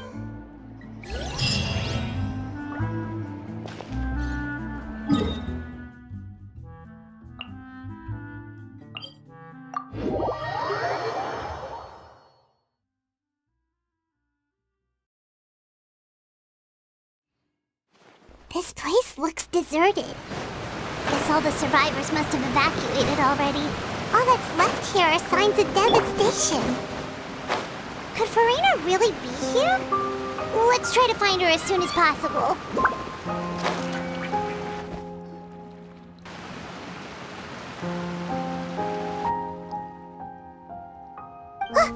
That's Farina, right over there. Should I just give up? What was meant to happen did happen after all. I'm sorry. I am so sorry. Give up, Farina. I'm sorry, but what can I even do other than to repeat meaningless apologies? Oh, who's that? Don't worry, Farina.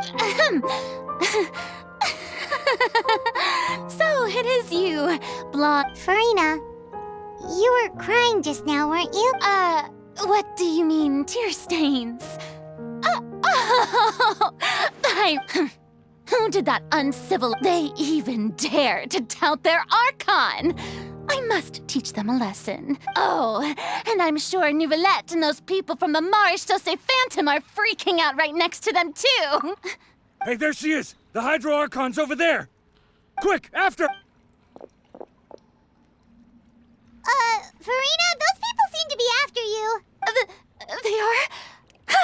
They're just some rabid fans who— That's against the rules. Farina just ran off! Quick, we have to catch up with—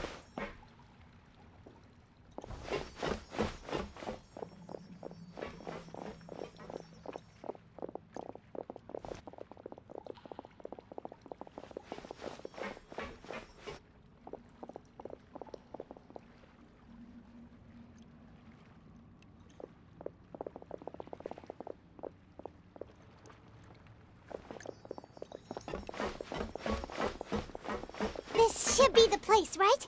Hey, Farina! There's a good hiding spot over here! Quick, come to Paimon! What? Hurry, they're almost— Fine. I suppose haste is warranted. Lead—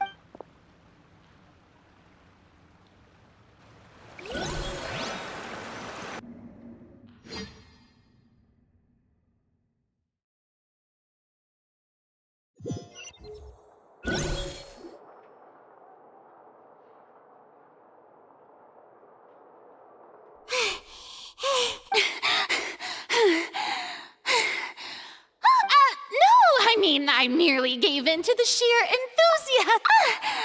Yep, that's a good— What's happening? The ground... Yeah, a quake of this kind... It can't be. Well, there's no need to worry too much about that. Neverlette's made some emergency plan. Yeah, but the people of Poisson...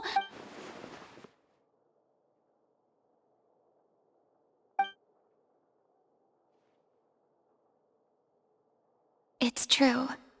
I've been investigating the prophecy for hundreds of years. I once had informants all over Tevat, searching for clues and feeding information back to me. I've tried all kinds of ways, too, to hold back the sea. Anything to keep the coastline from advancing. But all my efforts proved to be futile in the end. Really, the truth has been clear to me for a very long time. We cannot make an enemy of the divine. No matter what we do, the will of the heavenly principles will have its way, and the prophecy shall be fulfilled. Give up. I do love the sound of that phrase. It would mean finally coming to terms with fate, but also for me to finally be free. Indeed, I've thought about giving up so many times, especially after we almost lost Poisson. Fate is really unreasonable, isn't it? It has no heart and obeys no rules. The prophecy has only just started to come true, and so many people just now. It all as long as the final moment hasn't come. Don't worry. I will keep hope alive for everyone until... Well, that's enough for now. I got the impulse to play the stricken maiden, but honestly, considering my rank and station, that wasn't a good fit at all. Don't take any of what I just said seriously. How could I possibly let... Come on! Paimon could have sworn you were actually...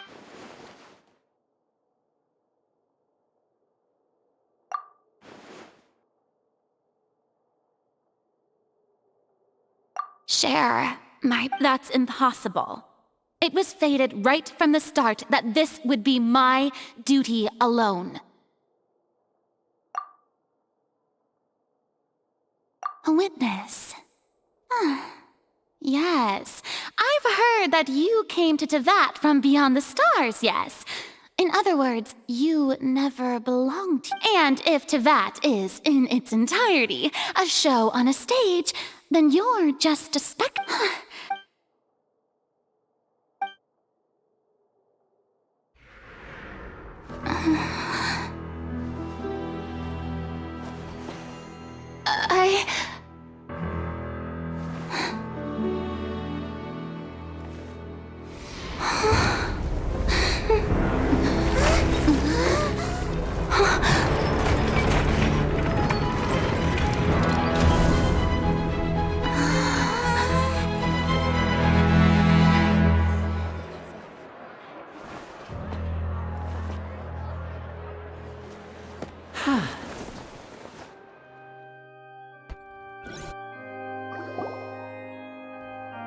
Ladies and gentlemen, this concludes my opening performance. Now, without further ado, we may proceed to the trial.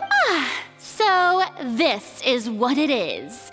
Yeah, do not forget, however, that I am Focalor, the god of justice, the embodiment of justice itself. Does it not strike you as even the least bit absurd to bring the very concept of justice to trial? May I interpret these words as your refusal to stand? In that case, you will have the opportunity to defend your honor through a duel. You would draw your blade against a god? I see. It seems like you have made up your mind.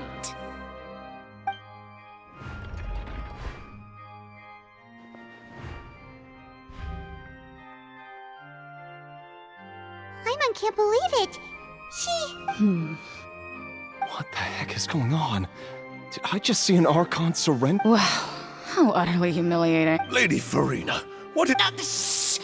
It would seem that there has been a misunderstanding. To be clear, the raising of both hands is not always an indication of surrender. Looking for excuses again! I raised my hands just now to indicate my acceptance of the trial. No duel shall be necessary. I will admit that I've been running away for a long time. I'm sorry, everyone. I was unable to protect the people of Poisson. You are not the only ones to be disappointed in me. But now, it is time for the Hydro Archon to show I, Farina, will use this trial to show the world the true meaning of justice! This time, I will applaud and rejoice.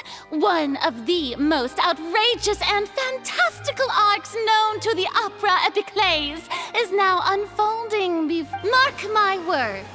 This shall be one of the most exhilarating and brilliant shows ever to grace the stage of Fontaine! The trial of the... Woohoo!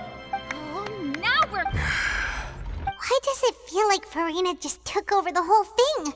Like, come on! Didn't she just get forced to stand trial for her crimes? Also, even though she's still acting super dramatic, she is taking this seriously this... All right, then. Who will be... The court asks the prosecutor to please take the stand. Is that so? Very well.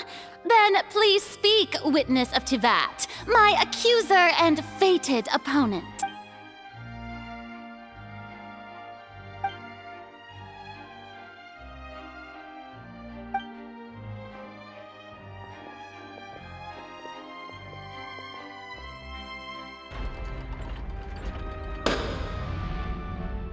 Also, please allow me to ask, as a final question before the trial begins, just how much work did you do to... Well, we did do a lot of prep after the meeting that day.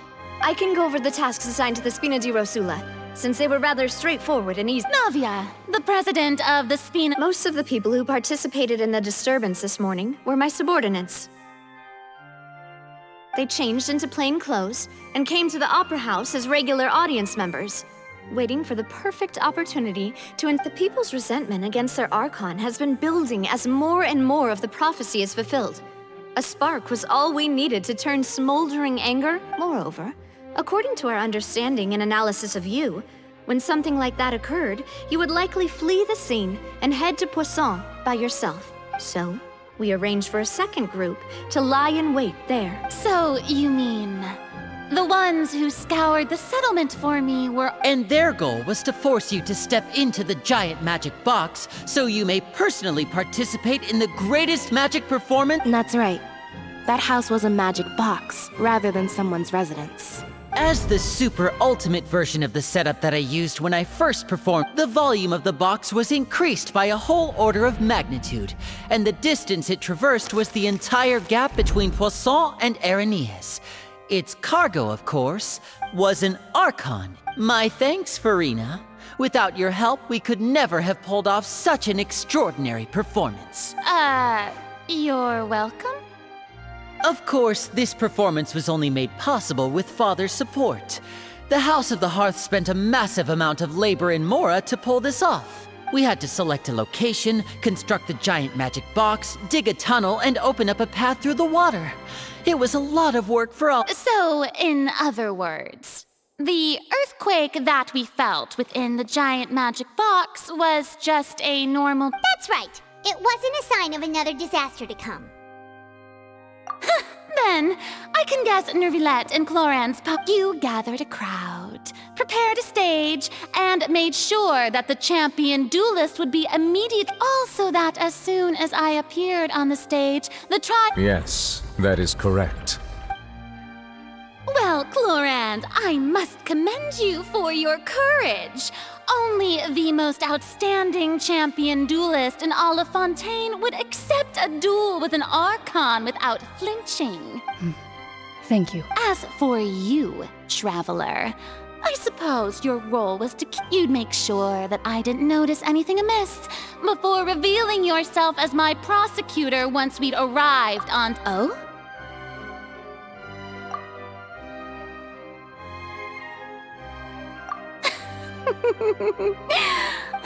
It's fine. The stage is already set, so there's no reason to disappoint the audience. Let's see this trial through.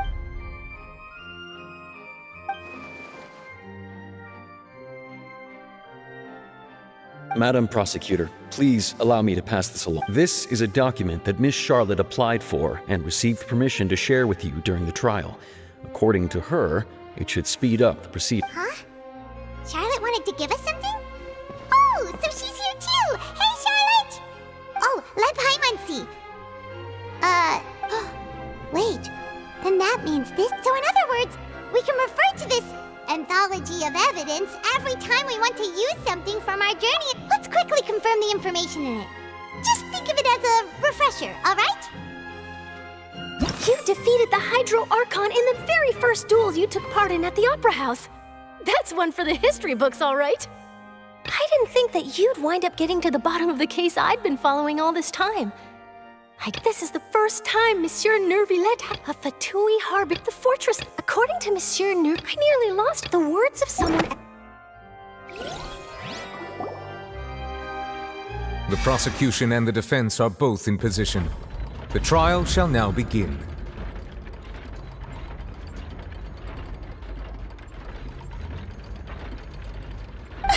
Oh, come on, Nervillet. Just fast forward to the part where the prosecution lays out my offenses. As the defendant and the lead actress of this performance, of course, it is only natural for humans to struggle to understand the actions of a god. However, you will need more than that to convict. That's true, but my charge here is unrelated to your conduct as an Archon. Instead, I would like to charge you as a fraud who's never been the Archon in the first place. Wait, what was that? Lady Farina's a fraud? Hey, I came here thinking that we were going to try the Hydro Archon for forsaking our duty, but did I hear that right? Charge accepted. Lady Farina, do you plead guilty to the charge? Lady Farina. I plead not guilty. How can I be guilty? There is no way that I, Focalor, otherwise known as Farina de Fontaine, a member of the Seven and the Regina of all waters, kindreds, peoples, and laws of Fontaine, could be anything other than your true. Yeah, even though Lady Farina can be rather eccentric. Yeah, I've never questioned her identity either. Sure, Lady Farina can be super irresponsible, but what? I have cause to believe that common sense will prevail in this case. Many of the members of the audience have known me as the Hydro Archon ever since they were born. There would be... See? Even the Oratrice has decided to show me its favor. If you wish to drop the case, I can promise you as the God of Justice that you will not have to face trial for making a false accusation.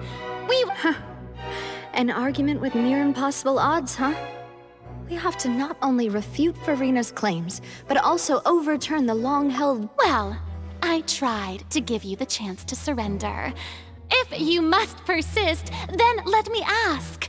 If you believe I'm not, and if I was not the Archon, then how did I manage to live for over...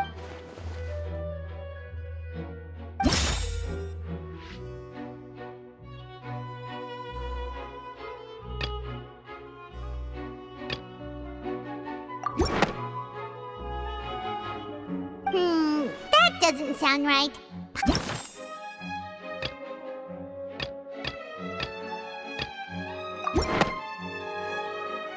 First of all, you may be a member of another long-lived race, which would allow you to naturally possess an extended lifespan. And second of all, even if that wasn't the case, there could be other ways to extend your life. Who gave you that idea? Was it the knave? You'd sink so low as to use a harbinger's words against me. A curse?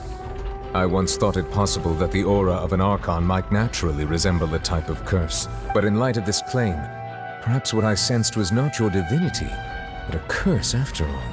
You sensed it too, huh, Nervalet? Lady Farina is actually... Well, it is true that it's extremely difficult to tell humans and gods apart just by looking at them. It's not impossible.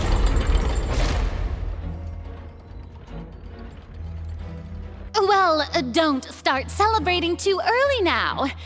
Even if I have been carrying a curse like you said, how does that prove that I am merely a human being? Besides, everyone knows that the main difference between a human and a god is the possession of authority. Gods can do what humans cannot. That's why they're worshipped as God. For centuries, manifestations of my authority have served the nation of Fontaine. One need only to turn their eyes towards the Oratrice Mécanique d'Analyse Cardinal in this very opera house, or consider the endemnitium that is used in every app.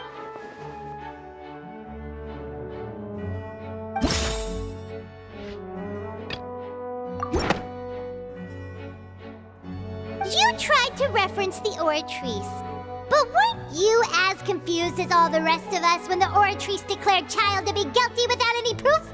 Otherwise, you should have come up with a good explanation for that by now. Didn't I make myself clear at the time? The decisions of the gods are naturally difficult for humans to comprehend. Lady Farina, I believe a reminder of your current circumstances is in order.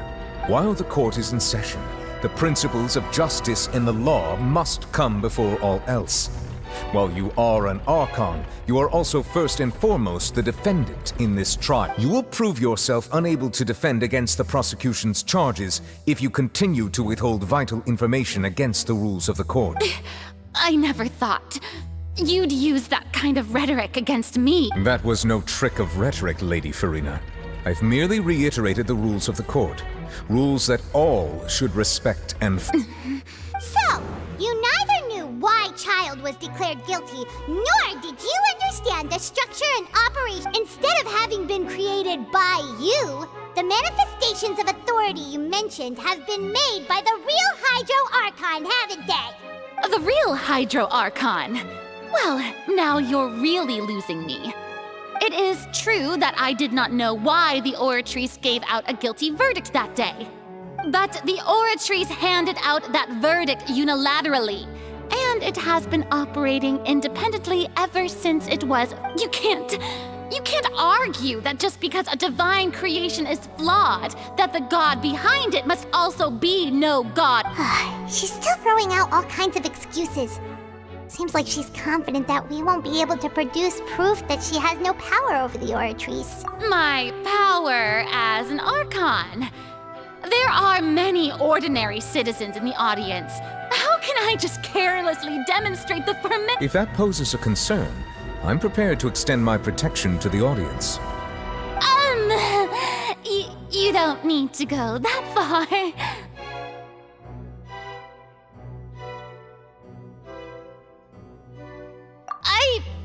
Aren't you the Hydro Archon?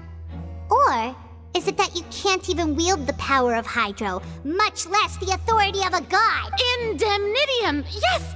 It's all because of Indemnitium! All Archons derive their power from the faith of the people, and I've converted the people's faith in justice into Indemnitium. Thus did I give up all of my divine power to provide everyone with energy for their daily lives. Have you ever seen a more magnanimous... Isn't that... Yeah, no matter how generous an Archon can be, how could they give up all their power? Can a god with no power even still be called a god? It seems like nobody's buying Farina's excuse.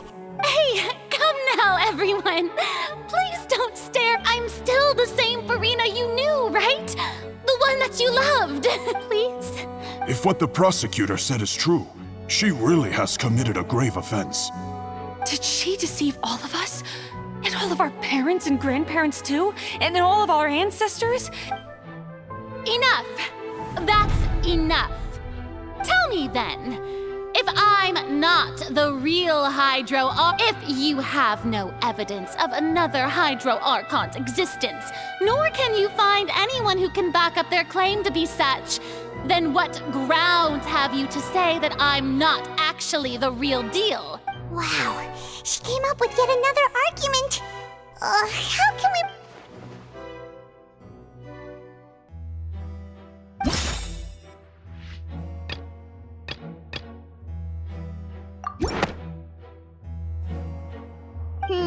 that doesn't...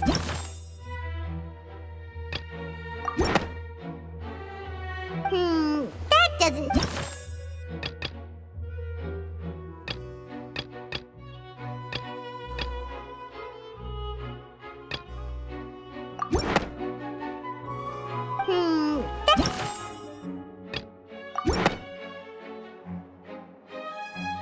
It has been established that all Fontanians can dissolve in water from the primordial sea. Since you insist on claiming to be a god and not a human, then there's a method that you can use right here and now to eliminate all suspicions of you being the Miss Navia, please apply to serve as a temporary attorney for the prosecution before addressing... Super sorry, Monsieur Chief Judge. Now, I've brought some seawater from Poisson. As everyone, including those... So, Miss Farina, if we are to believe that you are indeed the real Hydro Archon, touching this seawater would have no effect on you. All it should do is strength, but if you don't dare to touch it, then we would have basically proved the reverse. Oh, and I must remind you that after the disaster at Poisson, nobody wants to see any more people dissolve. I do hope you'll act prudently and choose the simpler path. Navia from the Spina di Rasula. The Spina has governed Poisson for many years. I guess her suggestion... If Lady Farina is indeed just a human, she's probably Fontanian like all the rest of us.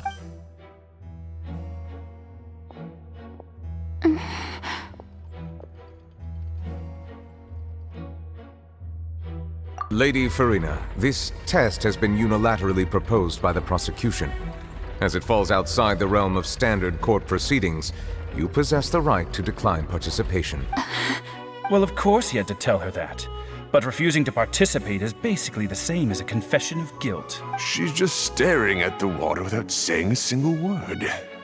It really does seem like she's quite terrified. What's going on? Is she really planning to... That's not what we thought she would... Due to the inherent risk of the test, Lady Farina. What? Hey!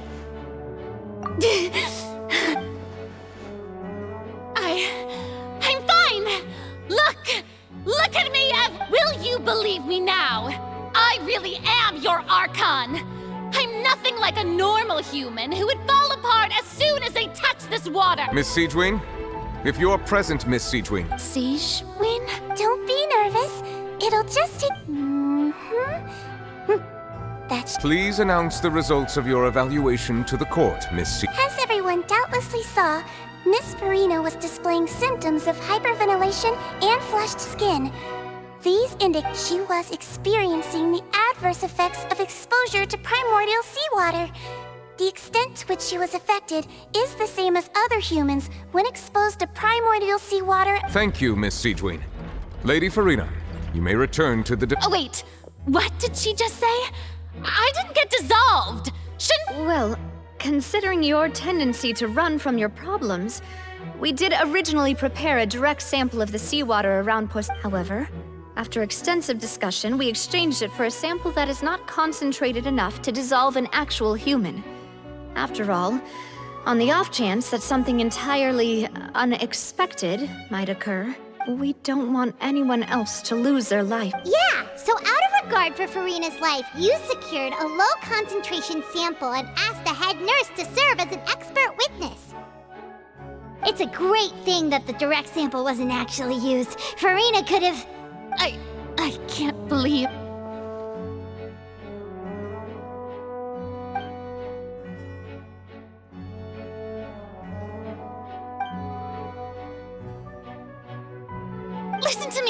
Listen to me, everyone! Please don't give me some... Think about it!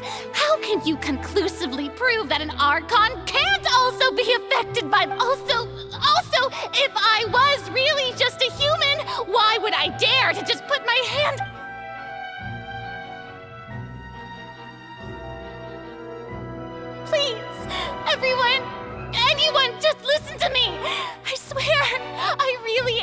your Archon!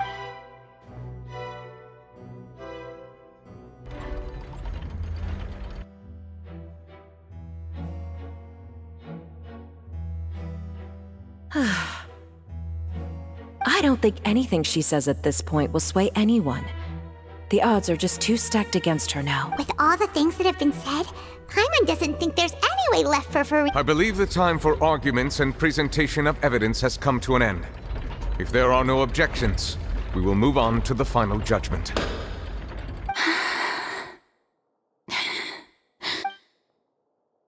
I don't think anything she says at this point will sway anyone. She's too stacked against her now.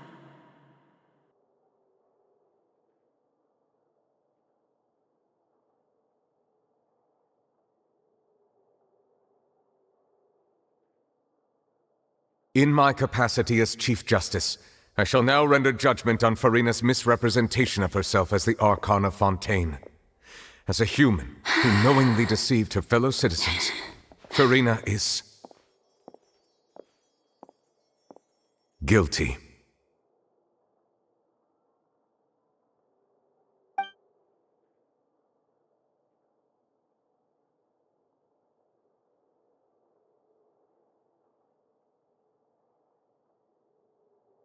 We shall now turn to the Oratrice Mécanique d'Analyse Cardinale to render the final verdict on the charges.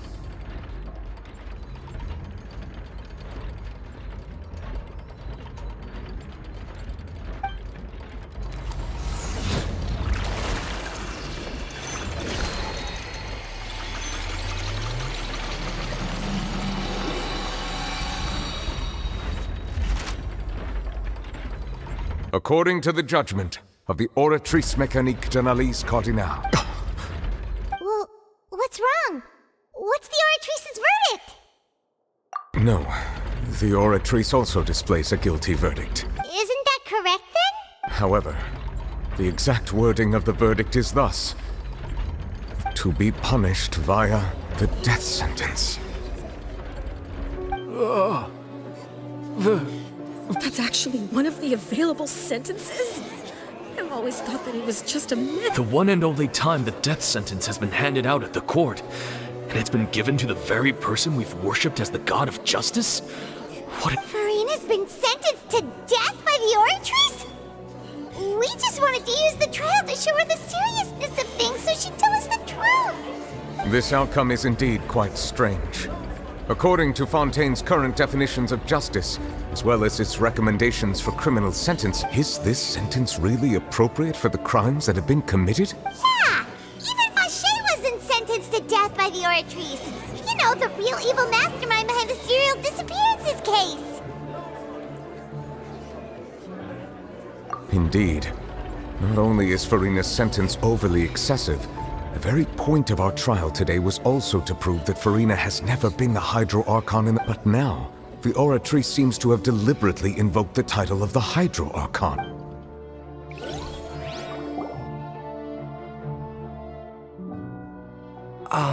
Excuse me, if I may interrupt. Is the trial still going? Fremine! You finally made it. Mm-hmm. Any mission? Is that the first prophecy slate? Huh. So the knave privately arranged for Fremine to try and find the missing slate. I looked everywhere and finally found it at the bottom of the sea. But has the trial already concluded? Then doesn't that mean I've come too late? Oh no. Thank you for your hard work, Mr. Fremine. Please allow me to review the record left on the slate.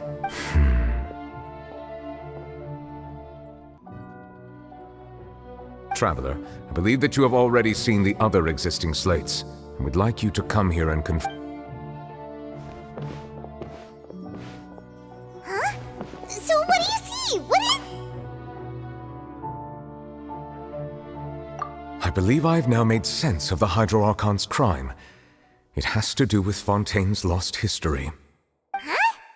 Isn't the Hydro Archon just guilty of deceiving her people? Oh, wait, no, that's Farina, and we've already proven that she's not the Hydro Archon. So when you say Hydro Archon. Do you mean the real Hydro Archon we've been kinda talking? In truth, everything that you've encountered in Fontaine up until this point can be traced back to the contents of these stone slates. However, I'm uncertain as to how much sense they currently make to you. Okay, let's try to recall the contents of the other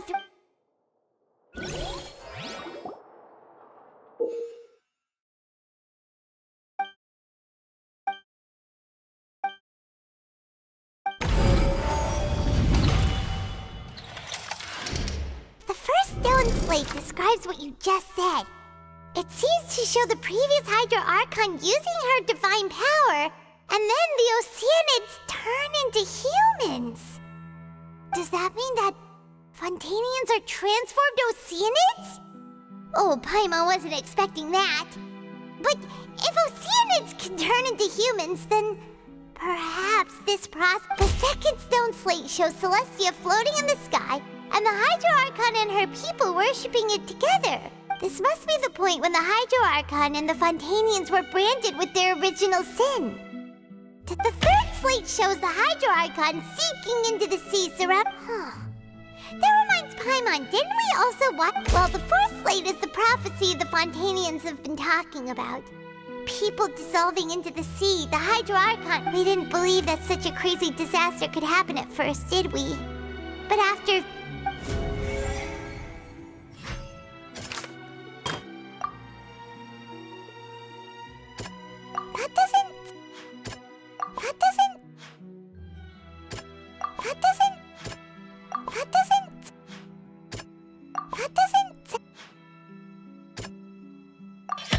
Perhaps what is about to take place has all happened before. The true sin of the Hydro Archon that Nervilette mentioned, and...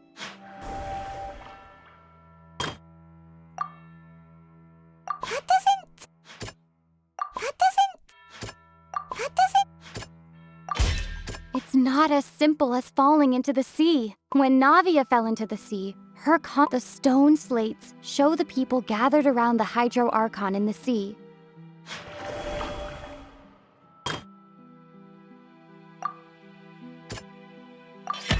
A prophecy from the stone slates found its way into society, but the fortress of Meropide was nearly flooded with primordial seawater, which we know can cause Fontanians to dissolve. It seems if we hadn't dealt with...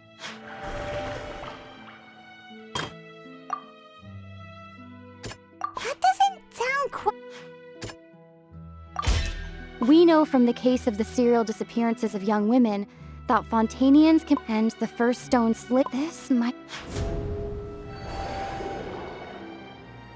They'll dissolve into the primordial sea but won't cease to exist. Their essence will flow in the seawater. The Hydro Archon was sentenced to death in court, shocking everyone present. Perhaps this means that her sin was actually Fontaine's original sin. Navia fell into the water inside those ruins, and she nearly dissolved. She was surrounded by the people of Poisson in a court within her consciousness, and was forced to take... The eruption of the primordial sea at the fortress of Meropide was the surest sign that the prophecy was about to come to pass no matter what. The prophecy's contents can all be verified by recent events.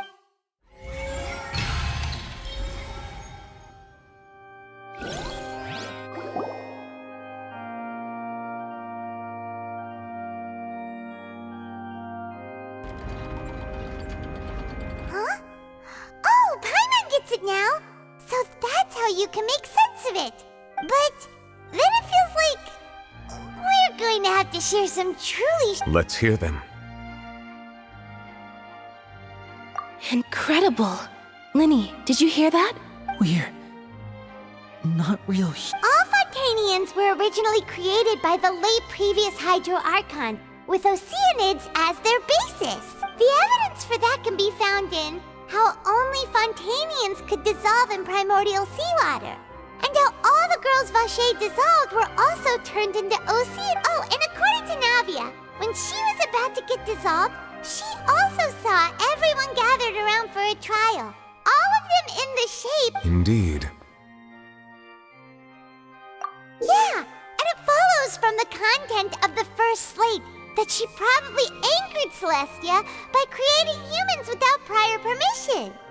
That could also explain why the Oratrice judged the Hydro Archon to be guilty. It's to account for that ancient sin. The Hydro Archon's true sin was creating us? And yet, after many hundreds of years, the Hydro Archon's creations have turned around to try to judge the Archon within the Opera Epiclese. The twists of history are often the most unexpected of all.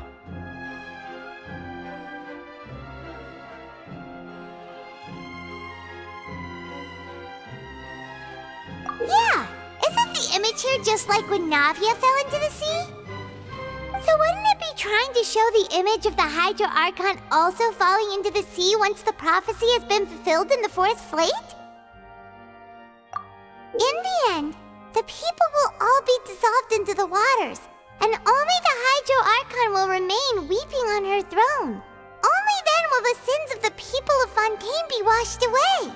Did Paimon get all that right? You've made some keen deductions.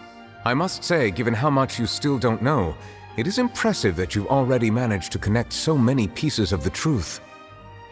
However, while you were able to decode all the information on the slates, they've also been etched with an additional layer of hidden information. When we were at the ruins, I tried to decipher the hidden information recorded in the slates. But since we only had 3 slates at the time, now that the slate collection is complete, I shall make another attempt to decipher the narrative recorded within.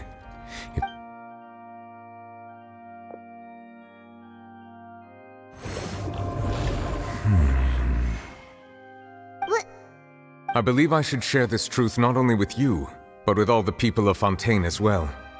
I will try to briefly summarize it for you. Your hypotheses regarding the origin of Fontainians and the sin of the Hydro Archon were both correct. In the Fontaine of old, the previous Hydro Archon sensed the yearning of her Oceanid familiars for life on land.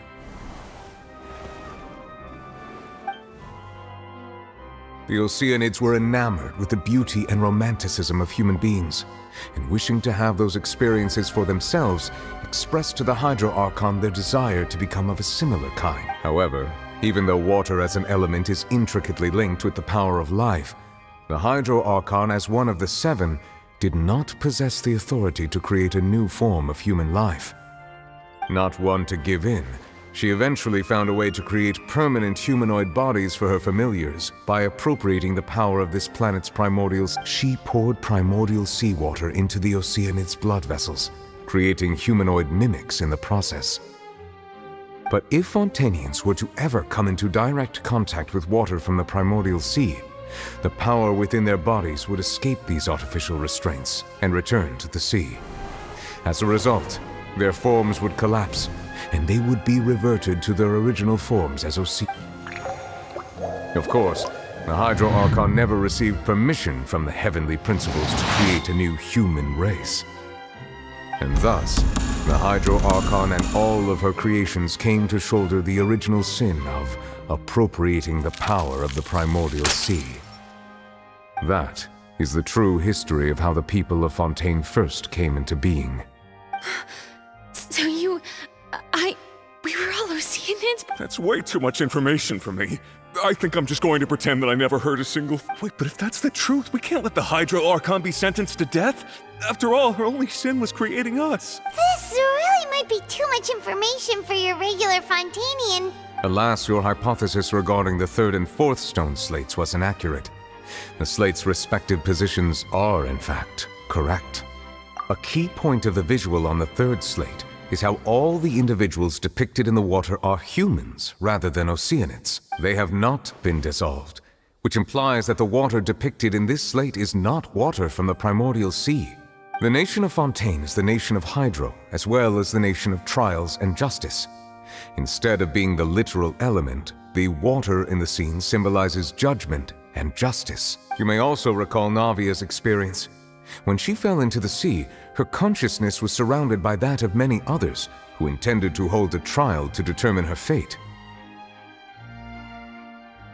Therefore, the meaning of the 3rd slate, that the people of Fontaine shall try the Hydro Archon at the court of justice. Yes, it refers to our present situation. I think I'm following now. So, what you're saying is, even though we decided to put on this trial to avoid fulfilling the prophecy, in truth, everything we've done has happened exactly as the prophecy foretold. So now, it seems, we're the ones making sure it comes true. What should we do? Huh. No matter what, the prophecy will be fulfilled. Is this— If that's the case, does that mean the scene in the fourth slate will also be fulfilled soon? Traveler, I would like to point out another small fallacy in your deductions. About the fourth slate.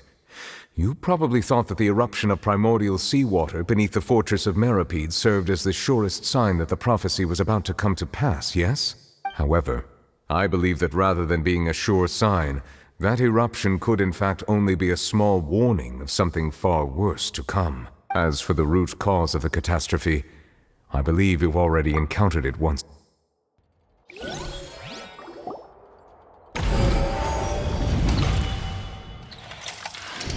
This eruption was just a small warning of the things to come.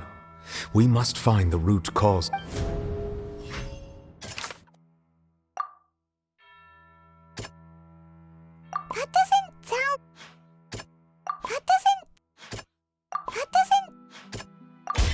It was both dream.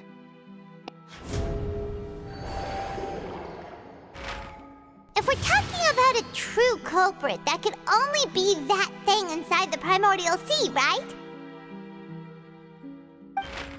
The truth, the original sin, the trial, and the root cause of the disaster.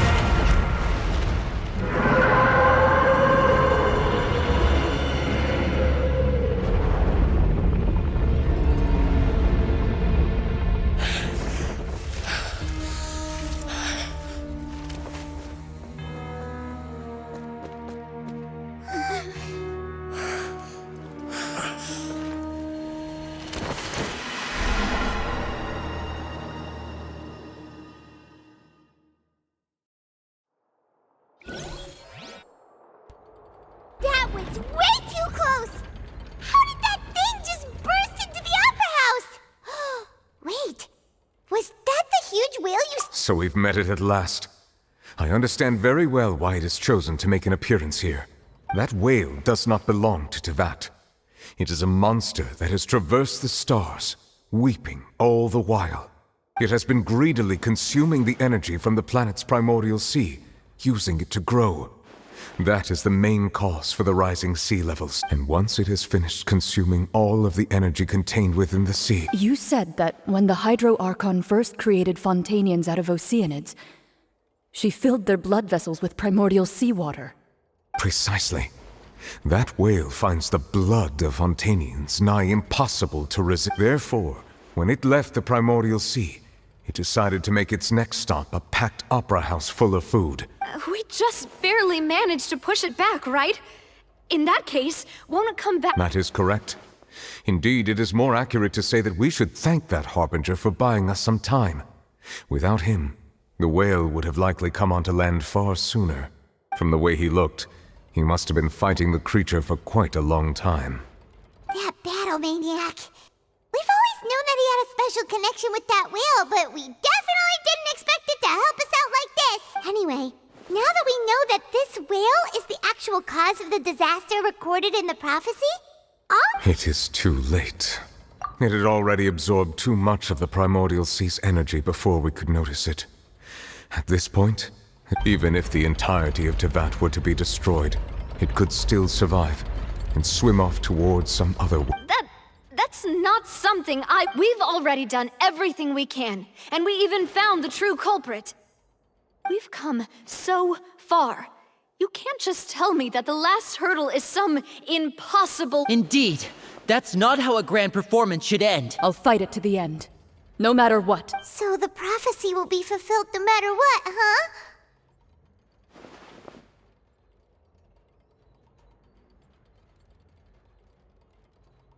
The prophecy. Yes, what has been prophesied.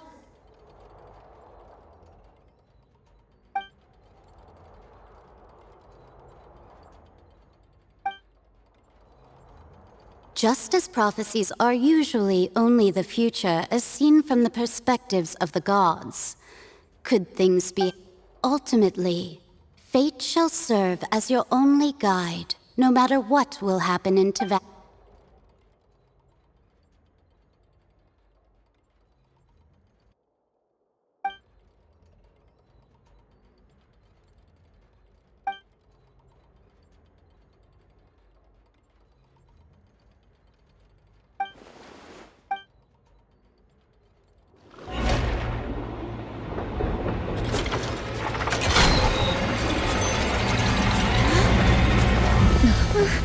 What's happening with the oratories? I believe it is preparing to carry out the death sentence.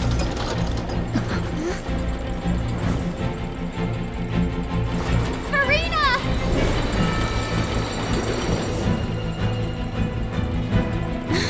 No, I still need answers!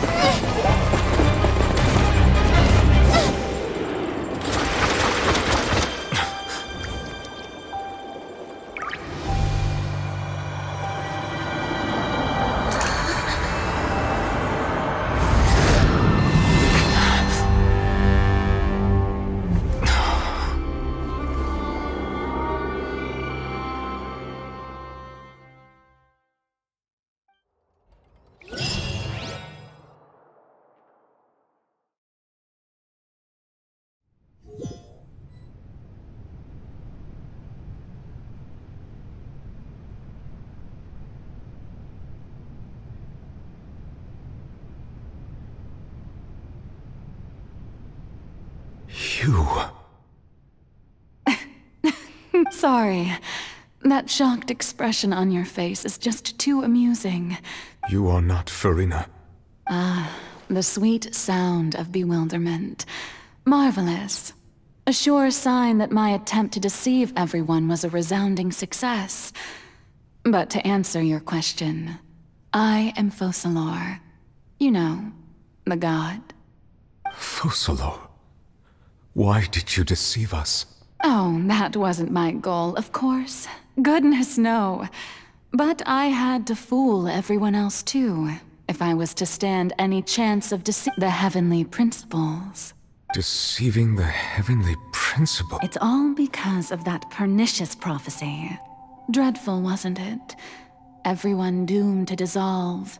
Fontaine condemned to be flooded. One was not amused. In fact, one was positively bemused when that problem was thrust upon me by my dearest predecessor. That's the former Hydro Archon Egeria, for the uninitiated. It hardly gets more disastrous than a preordained She knew full well that the prophecy would surely come to pass. And as one of the seven, she also knew full well that one defies the heavenly principles at one's peril. So yes, as you have no doubt surmised, it was a rather impossible situation that I found myself in. I spent a terribly long time mulling it over, alone on the ocean floor. And I was almost growing barnacles by the time I finally realized There was only one possible solution to this confounding conundrum.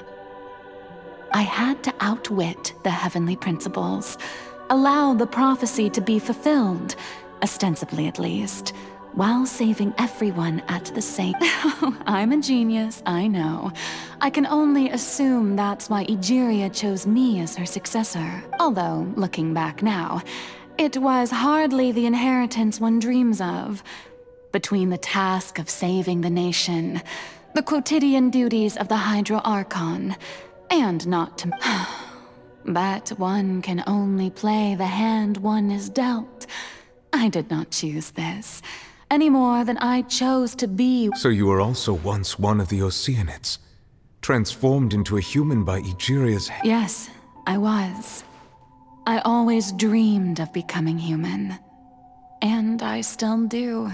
Even after becoming a god, I separated my divinity from my body and spirit, leaving behind only a self that was as naive and bewildered as my past self on her first day as a human being. The me you see before you now is that divinity.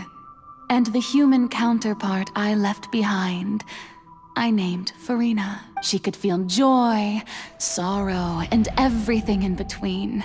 She could be as vain and conceited, or as meek and vulnerable as she wished. Her strengths were of a kind only a human could possess. But in my eyes, Furina's humanity was what made her perfect. She was perfectly human in every way. The person I... Anyway, so then I cursed her. All part of the plan, of course. The plan to deceive the heavenly prince... Do you still remember the final scene of the prophecy? The Hydra Archon alone, weeping on her throne.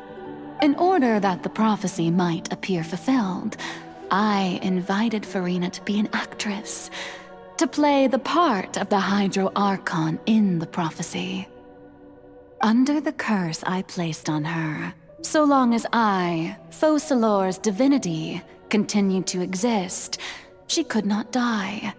But nor was she free to live her life in the pursuit of happiness. Instead, she was forced to take the stage in the opera house, to embrace the role of leading lady, to forever play the part of the god from the prophecy. I suppose now you probably understand why your court is called the Opera Epiclese. But Furina is only human. Even though she has had a long life, her mind is no stronger than that of any other ordinary. I cannot begin to fathom what she has had to endure. It must have been torture for her. It has indeed. And although she is, in a sense, me in human form, I most definitely owe her an apology for it. It's been 500, and all along, she's been playing her part in the most unimaginably long, unbearably lonely, and agonizingly painful opera of all time.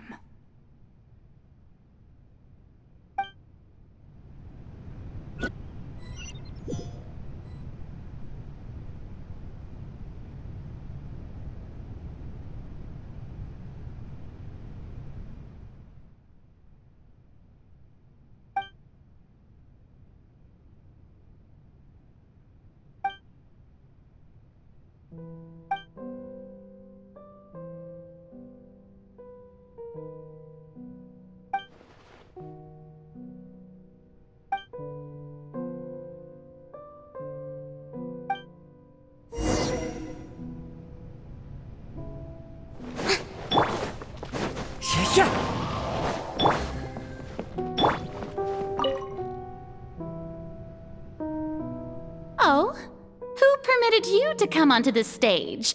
Now, I understand your admiration for my august self, but All right. It is not my intent to reprimand you. There is no need to state your name. Just be off with you. Do not distract me from my performance. Oh, do not jest. Can you not? I am Focalor, The eyes of countless Fontanians are upon me. I must, at all times, display the utmost...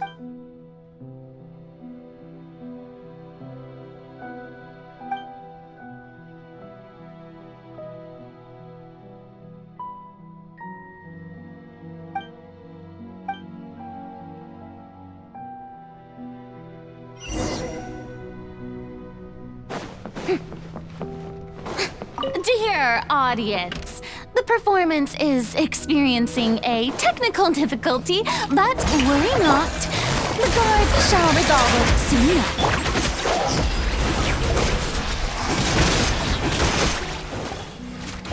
Hey, what gives? The audience is still watching me, you know. Guards? Wait, where are the guards? Guards!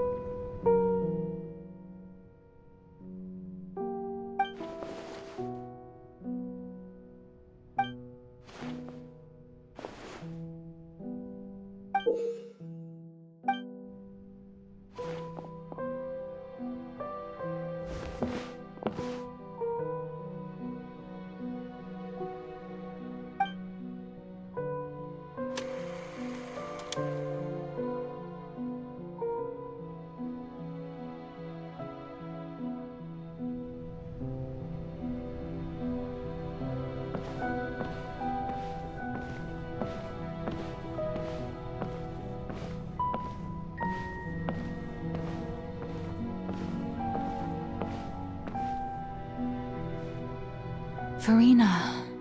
Huh? Who's that? Who's calling me? Where are you? Be not nervous. Be not afraid. I am before you. Wait a moment. You're... mirror me? Mirror you, huh? You know what? That's not bad. Let's go with that. Mirror me. What do you wish to say? The prophecy. Have you heard of it? What prophecy? Wait. I know. I think... I don't know why, but it's in my head somehow. The people will all be dissolved into the waters, and only the Hydro Archon will remain. Oh, very good. What's going on? I can't seem to remember anything clearly. Yes, it will. And that is why I've come to you. Disaster will come to Fontaine sooner or later. Things will develop just as the prophecy declared. But doesn't that mean everyone will die? I'm a Fontainian. Oh, don't worry. Magical meetings exist in this world precisely to give people a chance to turn things around. It is the reason why you met me today. I will tell you how to save everyone, but you may have to suffer somewhat. Oh, so there's still hope after all. Goodness, you frightened me. As for the suffering, well, I will admit that the first thing that came to mind was, why do I have to be the one to suffer? But if the prophecy will come true, I'll also die if there were scales, with all the people of Fontaine on one side. You truly are the perfect human. I suppose this would also be the justice that belongs. Huh? Don't worry, it's nothing. Listen well. Fontaine has just lost its Hydro Archon. I need you to play a role. That of the new Archon. Play as a god? That's right. You must begin a never-ending masquerade. You must never let anyone's... If you can keep it up, then I shall have my way of defying this prophecy. But should you... But how will I do this? Don't worry. What you must do is not to turn yourself into a real god. Being a human yourself, I'm sure you already know what such an entity would be like. Remember, your true challenge will not be pursuing divinity. I'm still not sure I understand, but I'll try. So, how long am To accomplish this mission, you will have to stay on the stage, but I promise you, all a trial? Huh. How exciting.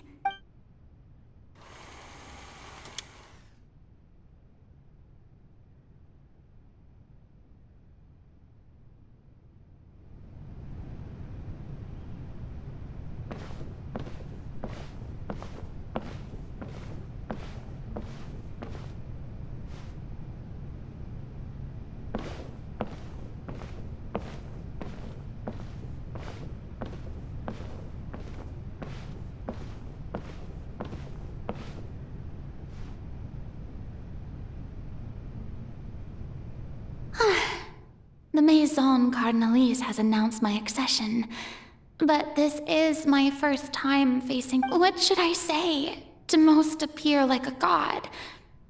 To be honest, I still don't know.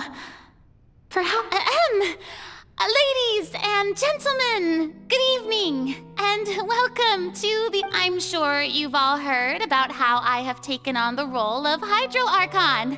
Indeed, I am Verena de Fontaine, your new Archon.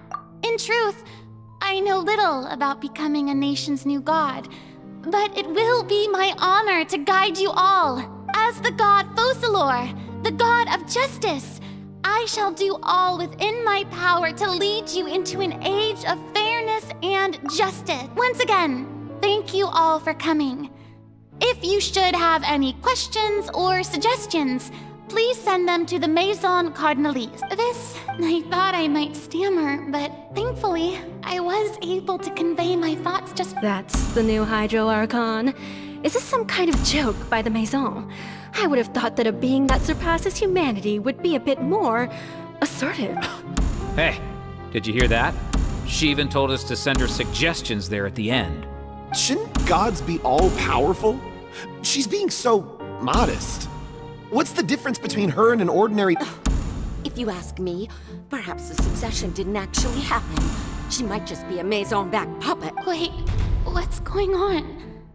Why is everyone suspecting me of being a fake? Oh, this is bad. Right. Mirmi said that I just need to play the role of a god as humans imagine them to be. Calm down, Verena. Think. Assertive, with a strong sense of presence. One who can dispel all doubt.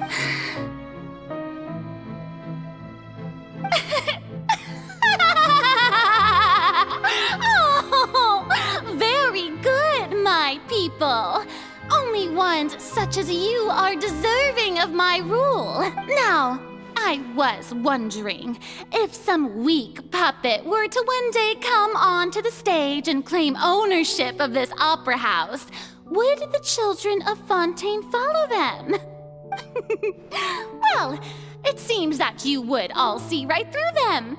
Having passed my test, you are qualified to witness wondrous You may consider my previous act a door gift of sorts. I thought it— Now then, so that was just a performance. How could I have forgotten that we were inside an opera house? Her personality?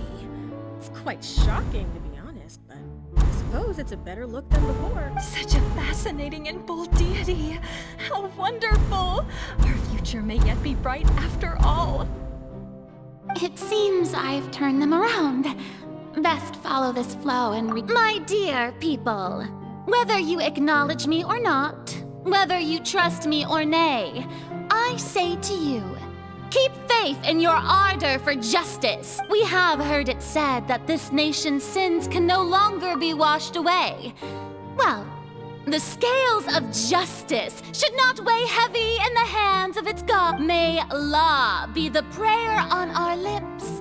May judgment be our worship. Let us light the fires and drink to the future of Fontaine! This won't work. They'll suspect me again. I must play the role that they want me. There is no trouble in this world that justice cannot solve. All that is needed is for you, my people, to believe in it, heart and so long as I, the Archon Fosalor, stand with it.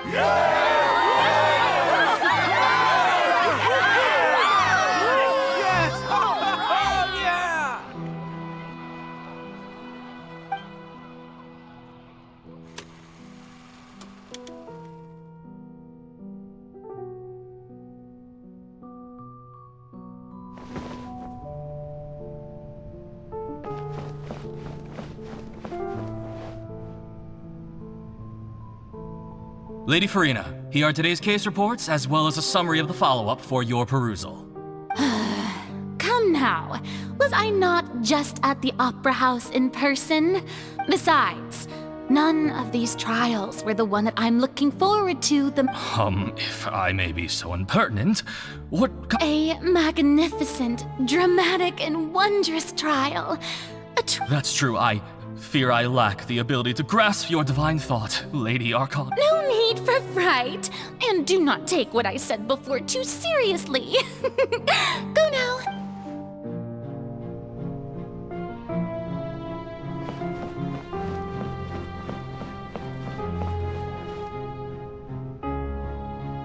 Lady Farina, I don't know what to say. Thank you for agreeing to see me. No need to thank me. Or rather, thank your own sense of perseverance instead. Oh, all right. Deoteria, is it? You remember? He is doing much better now. In fact, he is far more of an ardent believer than I. Oh, good. Very good. If this should happen again in the future, please do not hesitate to come and tell me. Going down to Citizen's Home. Oh, you're such a gentle and...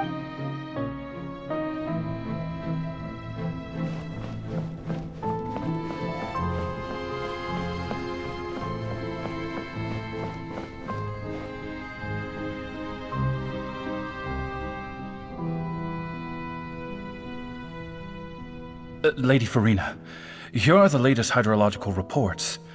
As for the specific parameters you asked to take note of, I see. It's as I thought then. As your god, I did already expect this, but I wanted to see how far your all manner of signs indicate that the prophecy will still come to pass. Forget it. That's not something. well, as I understand it, the Fontaine research— Really? I'm afraid that they haven't found any effective solution. Oh, is that so? Well, no.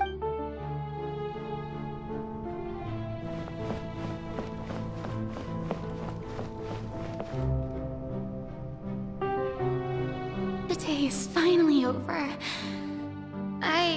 But it's good to see that everything's getting on track. Maybe this is fine. All right.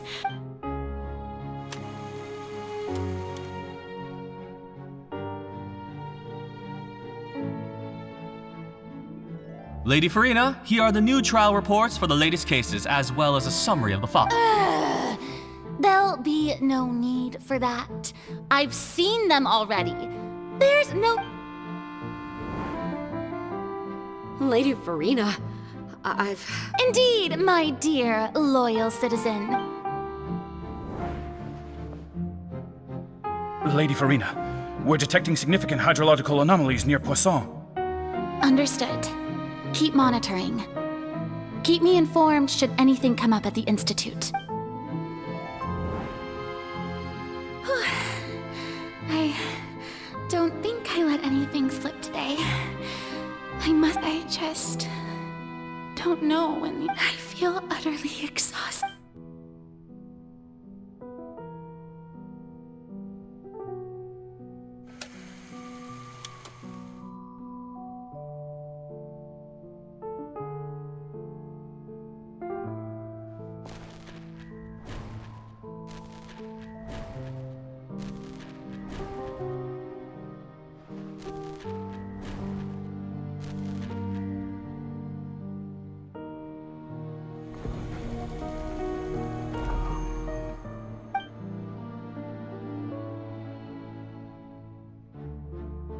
Lady Farina, it's like a dream being able. I've heard that the first member of our family who was honored to receive an audience with you.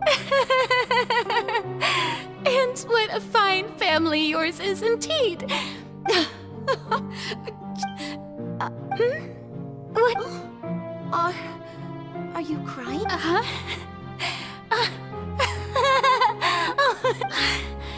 This must be the overflow of hydro from my person. Well, can't quite help being the god. No wonder. No wonder. A manifestation of your power. So interminable. Hundreds of years must have passed by now. I never imagined that it would have reached my limit. I want to tell someone, anyone, about I've conducted so many investigations across the centuries. All I can do is keep heart. I must.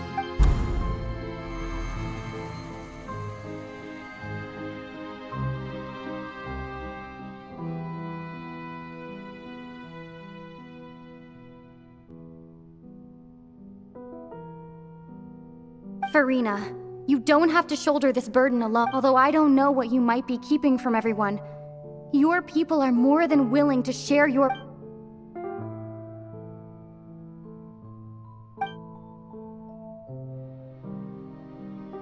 Share that's impossible. It was fated But even if your burden doesn't need to be shared, you can still choose to confide. Just share it with me. A witness. Yes, and if Tevat is in its entirety. She's right. I could but if things don't play out as expected. No, Farina, you shouldn't be selfish. But what if, Farina, you've worked so hard for so. Is it such an outrageous thing to do anyway? To find someone, and if you let this opportunity slip through your fingers, think about it long and hard.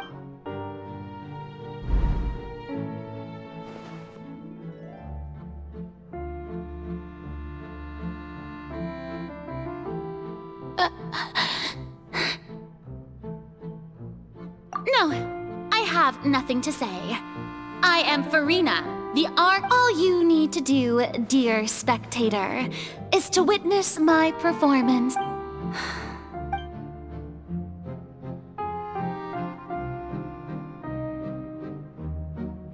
Fine.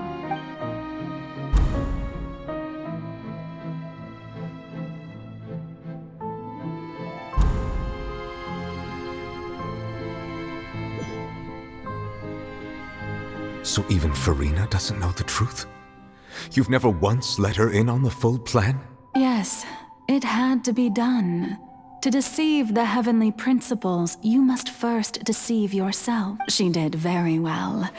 If she had let her resolve falter even once in these 5 centuries, Fontaine would have been doomed to the most tragic fate. It seems that trusting humanity was the right decision after all. I believe that I understand how your deception works, but that is only half the... How would you build on this foundation to save the people of Fontaine? Ah, good. Of course, the Iudex of Fontaine has pinpointed the crux of the issue. I'm sure you've long sensed that the Oratrice is no simple machine. I've always suspected that it had its own consciousness. And Lenny did mention that he heard a human voice within the core chamber. It now seems that that person was you, hidden within the machine all along. And then I became one with the Oratrice, taking Fontaine's gnosis with me. Yes, it would seem. Alas, your understanding of this device still lacks sufficient depth. In truth, it is no enactor of justice. It is, in fact, a device created to kill the god of justice. I beg your pardon. Oh, you have it. And to be more precise, not only will the Oratrice take down the god of justice, it will also take down the divine throne upon which she has been placed. I mean, did you think I would be the sort to enjoy peaceful repose? Well, Farina's, my work over these last 500 years has been to constantly accumulate indemnitium within the But really, some have already discovered that only a small fraction of the energy generated by the device was ever used to provide power to The vast majority had to be, accumulated. It was all a part of your plan then? Indeed. This power, accrued over 5 centuries, could have sustained Fontainians for millennia had it only been used for that purpose. But only power of this magnitude could hope to destroy the Hydro Archon's divine throne, shaking the rules established by Celestia and breaking through the So the Oratrice's call for death was for neither Farina, but for the destruction of that divine throne. If I do not misunderstand your intent. Returning what's rightfully yours to you, of course.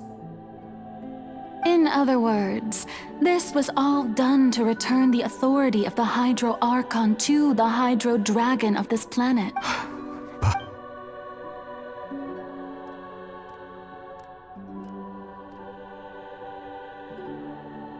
Oh, what? Getting sad. The authority of the ancient dragons shall soon be yours once more, O Hydro Dragon Sovereign. And this is the face you make.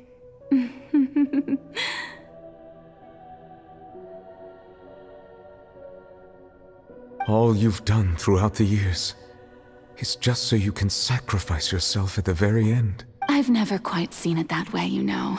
Even now, I'm quite pleased at how well my deception worked.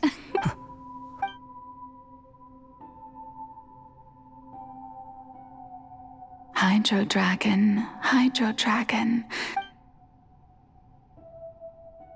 I must say, had it been within my rights, I would have loved to judge the heavenly principles themselves. Were they not guilty of essentially the same crime? Egeria stole the power of the primordial sea, and the heavenly principles stole the power you ancient dragons possessed. I, for my part, am the god of justice. And is it not just that your original powers should be returned to you? Speaking of justice, I have always believed that justice lies in the process of So, if the theft of the primordial sea's might was Fontaine's then, leaving matters of procedural right and wrong aside, the descent of the Fontainians as humans and their right to exist in this world would be, in other words, existence was Egeria's justice, defying the prophecy and ensuring that Fontaine's people shall live on. That, at this point, we, whether it be myself or all other Fontainians, Iudex Neuvillette, the highest judge in our land, when you regain your full power as an elemental sovereign. So when I was invited to the court of Fontaine to serve as Iudex, I see now that that was your... At last. In the beginning, I was uninterested in human existence. But these 5 centuries of living alongside them have gradually brought about mutual understanding between us. And I have even attempted to feel as they feel. You are a devious one, Focalors. Things being as they are, surely you know that I could never declare them to be guilty.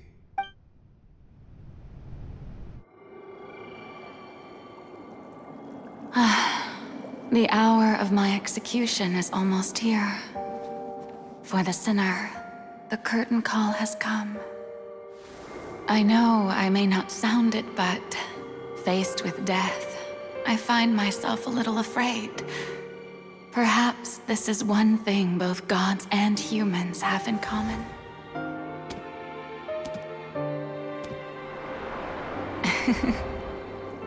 Farewell, Neuvillette. I hope you've enjoyed the part you played these 500 years.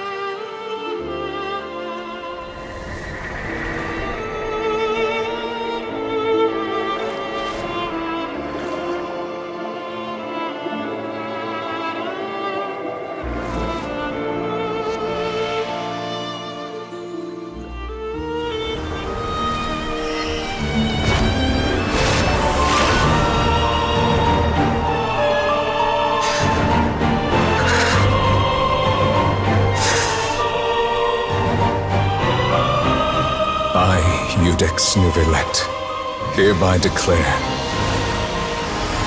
people of Fontaine, your sins are forgiven.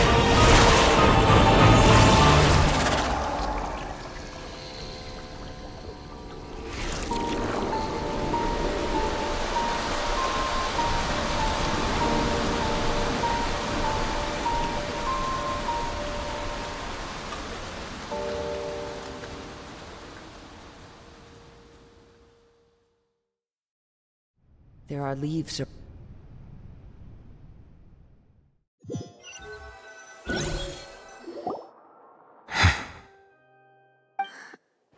What just happened? Was that bright light some sort of misdirection?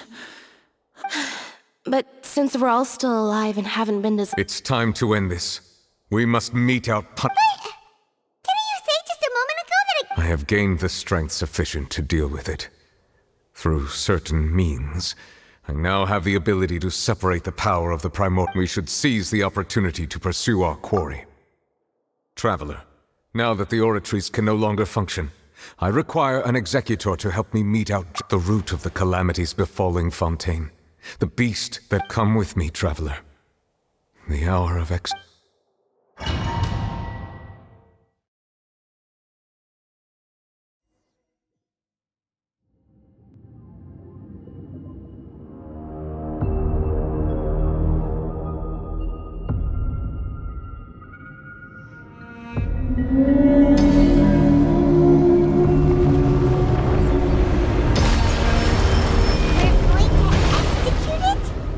But how are we going to do that? It's huge! I've already done my best to separate the power of the primordial sea away. Considering the size of the beast, I cannot reach the power source. Unless we can find a way to attack it from within. I shall share a part of the ancient world. We shall look for an opening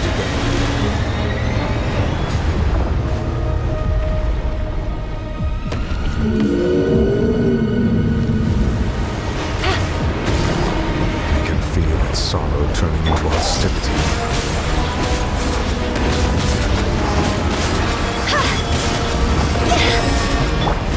Showing you things! Game's up. Time's over. No. Take it easy. The all-devouring narwhal cannot resist its instinct to devour. Continue to trigger its hostility. A chance will present itself.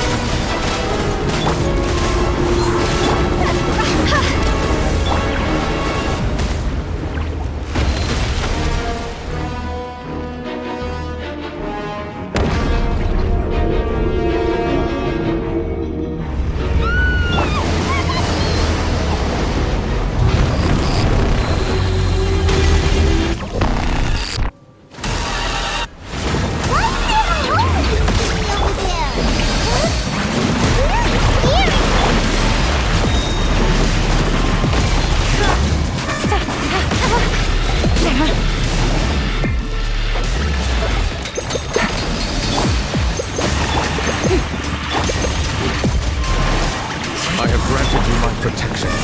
Do not fear. Seize the moment and use my power to suppress the evil from within.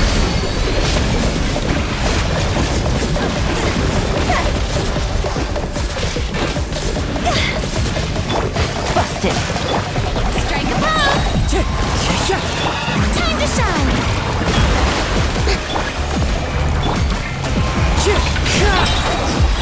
Higher, higher, pants on fire!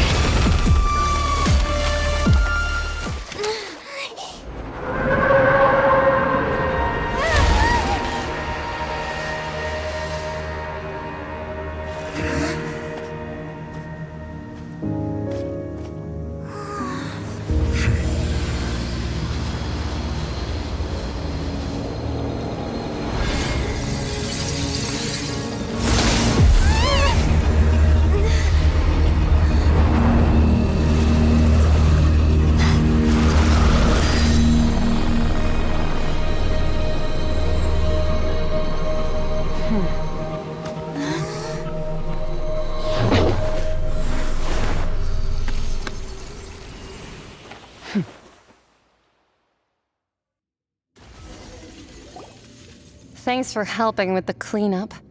It should have been my job, but it was just supposed to be a short private training session for me. I didn't think that my disciple and my master's pet would start brawling and— Well, actually, I had a feeling that it would happen at some point, but they bumped into one another earlier than I thought. What a blunder. I suppose I'll have to swing my sword 3 million times as penance. That power.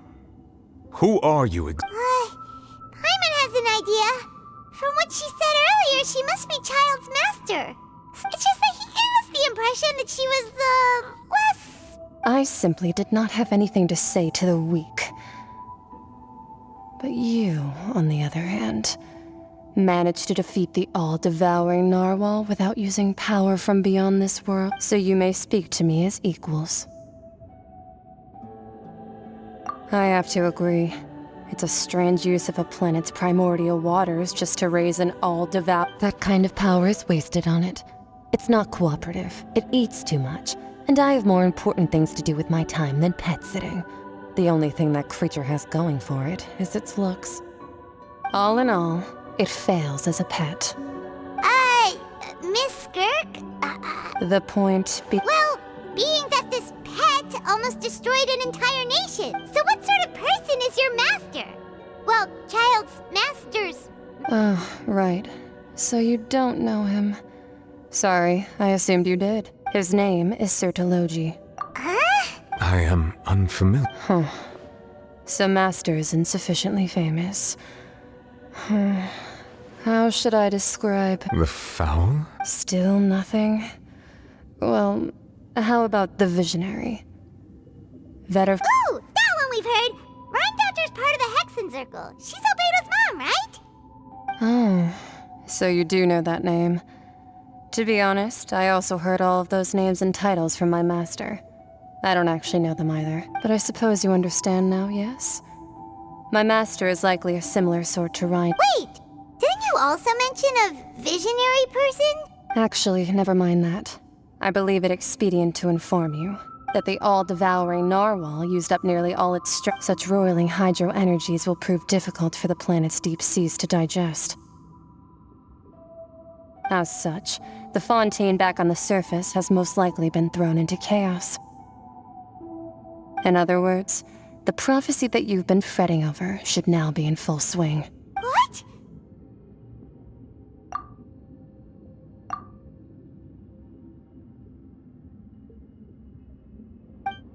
Not to worry.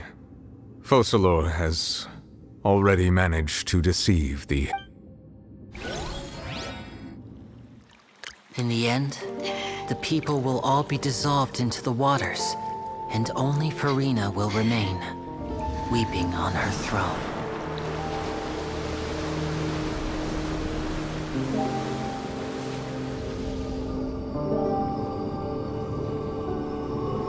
Only then will the sins of the people of Fontaine be washed away.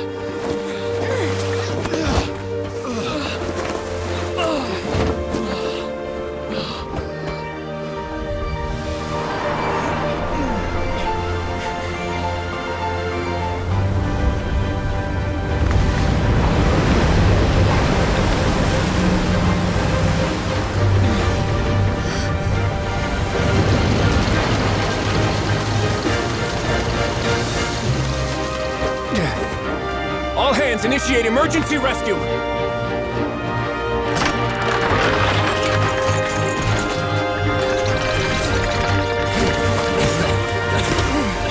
Hurry!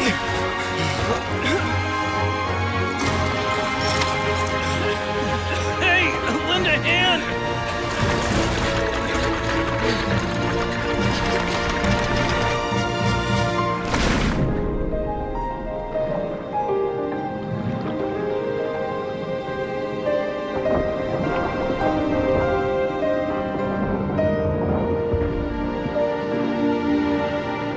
Look!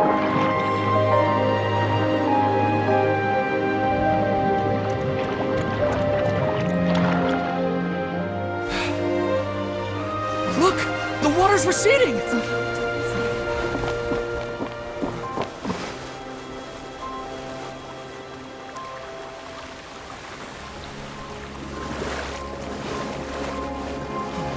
It's a miracle! Water's receding. We didn't dissolve. The prophecy was wrong. The prophecy was wrong!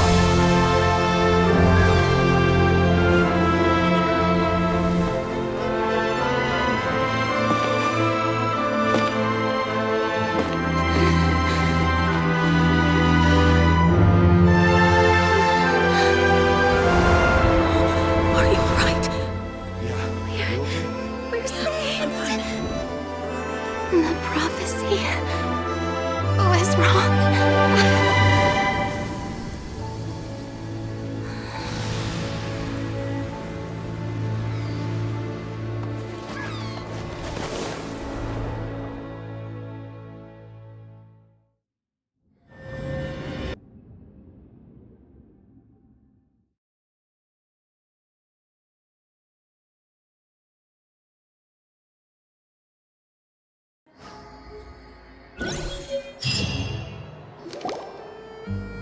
The soil renewed. The Svina Divasula attacks post-disaster rebuilding. Our old soil can skyship winglet, boon or bane of the Fontaine Research Institute. The various disputes that have arisen on account of Mr. Edwin have suddenly become a people always call the first researcher mad, but few... Wow! Paimon barely recognizes the people in the reports. Are those really Jurier and Navia? They sound like real big shots.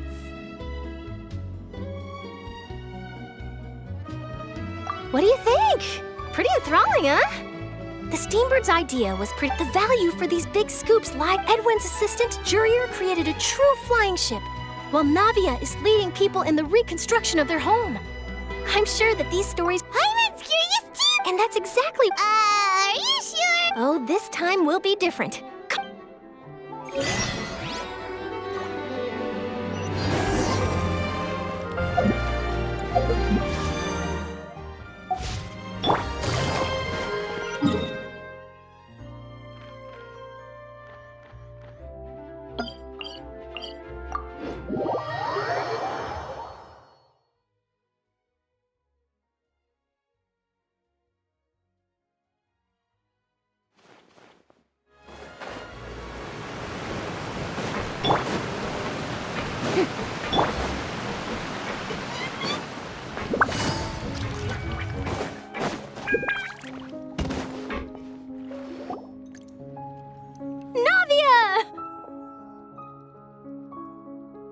Oh, it's you. Hey, we're just having a look around. I'm here to update myself on how things are going here.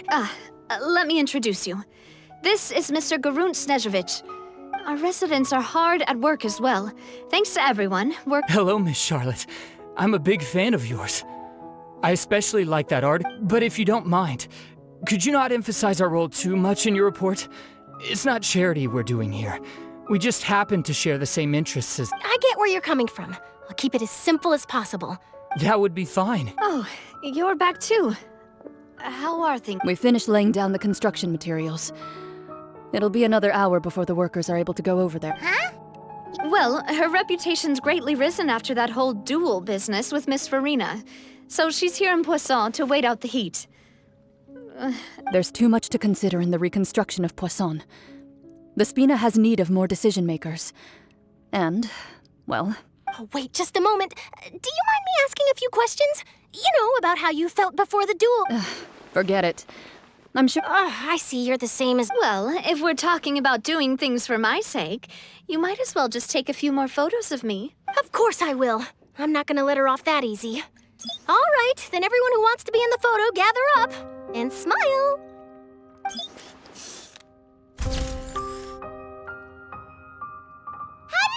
Was it a good shot? Not bad. Your addition really helped the composition of the picture. All right, hang on a moment. Let me snap a few more shots.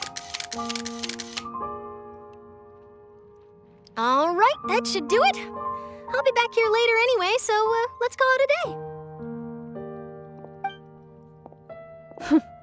You're very quick. Speed is of the essence when it comes to the news, and freshness is the key. Also, not to brag, but I'm pretty good at building connections. Who knows? I might eventually get the— Wow, you really— I'll hazard a guess that this is how you got that interview at the— Whoa, you're well informed.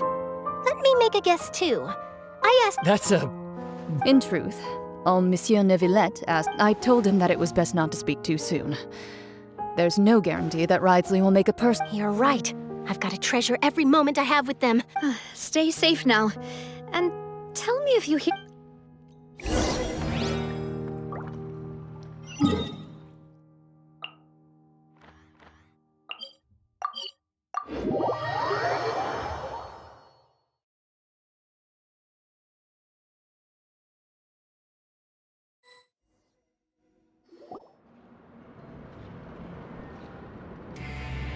Wow, guess we're here again, huh?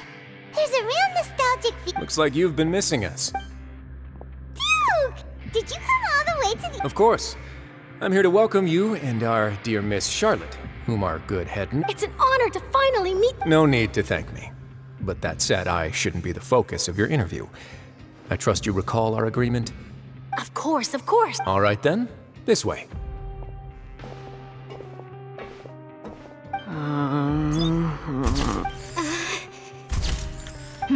Hey, no need to be so— It would seem that Miss Lorvine doesn't want her face to appear beside— Sir, please don't say— But it looks like dear Mr. Jurier did not— No, I just— Now, I might not look it, but I actually did meet Mr. Edwin once. And I'll be honest, I enjoyed chatting with you more. The boat that brought about a miracle, the ark that saved the people. Why, you recreated a myth back there. Still, if I might ask— Looks like Charlotte's turn. I have to apologize, but that ship is presently in the bowels of our factory. I'm afraid it won't be easy for you to get a— Really? Well, then in that case— You already know my answer, I'm afraid. Best you interview our head nurse instead. Or perhaps— Did you really have to use the word— Well, then, two solo— Is my hair messed up? Things sure are getting pretty lively here. Oh, seems like everyone's here. Would any of you like to— Ah, Siegewit. Hey, Miss Charlotte. Sure. Sure. Do I have to smile? So, how have things been— Same old, as you can see. Fontaine's undergone some changes, but this place is still more or less the same. Other than that flying ship, it got a tad too much attention, I think. That's why I decided to let the interview go through. We should direct more public opinions toward the behind-the-scenes heroes. You're too kind, sir.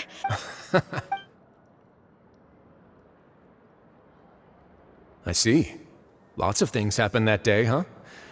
Anyway, regarding that Harbinger, I'm not sure you remember, but his 3 young followers are still waiting for his return. He sure did win them over, huh? I'll tell them that there's good news and bad news. The good being that their boss seems fine, and the bad being that they must face extended sentences for abetting his escape. Oh, actually— What change can there be? The fortress will keep chugging along, and so will my duties. As to what Miss Farina's departure will mean for the nation, and if our laws and governance will be transformed, we'll— Hey, everyone. The photo shoot's done. Good. In that case, let's call it a— Thanks for your cooperation. Come on, Traveler, let's go.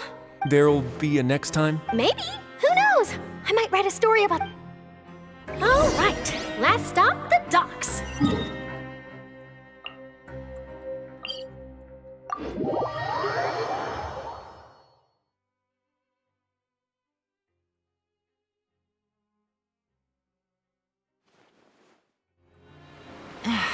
This blinding sunlight is such a pain.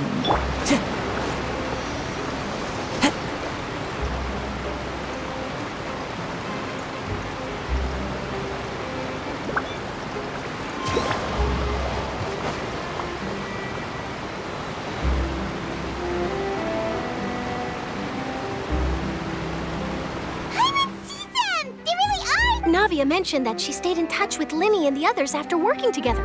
Apparently, they've been at the docks distributing these— Traveler, Paimon. Ah, and Miss Sharp. Would you like a magic pocket? What sort of gadget is it? It's a wondrous bag that can be used to carry many things. The water level has returned to normal, but if you see any of your things floating around, you can use this to carry them. Or you trick a friend.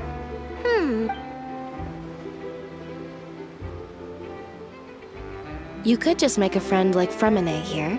Isn't that right, Fremine? Is this what... To be honest, that sounds pretty sweet. Could I have your You sure are working hard to help Fremine social. He was the one who proposed doing this. He even wants to assist in our magic shows.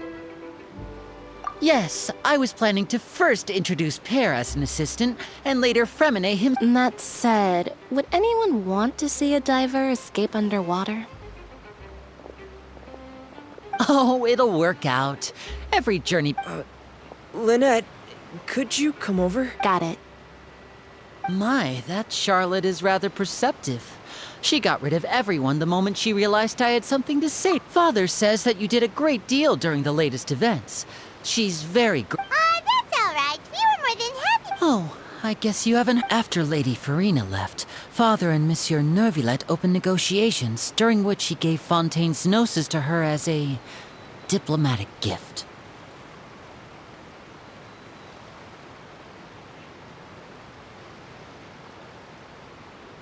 A diplomatic gift? Yes, I was quite surprised at first myself. But when I thought it over, there were actually it could have been done as an apology for the incident with Lord Child, or as thanks for his help in tying the all-devouring Narp. Furthermore, Father did also lend significant aid to Fontaine and That's true, but this is a gnosis where... I would agree, but I've also heard that it seems that... So there's some reason for this that only Nervillet knew? I suspect you'll have to ask him about that yourself. Yeah. Isn't he real busy? And, back to the... They say that he's returned to Snezhnaya to recover from his wounds. I hear that the recent disaster really did a number on his health. That's true. When you think about it, we've had loads of run-ins with the Fatui. To think we'd be allied... So shocked by such a simple switching of sides?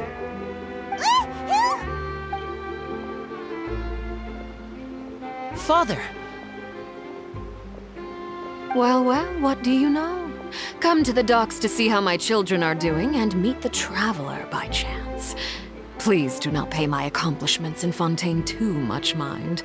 Are you going to take the gnosis? That is our duty as harbingers, yes. Don't be too preoccupied with sides.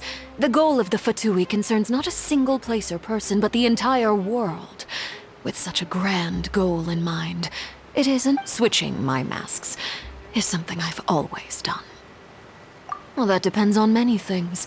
No one truly knows what the future holds.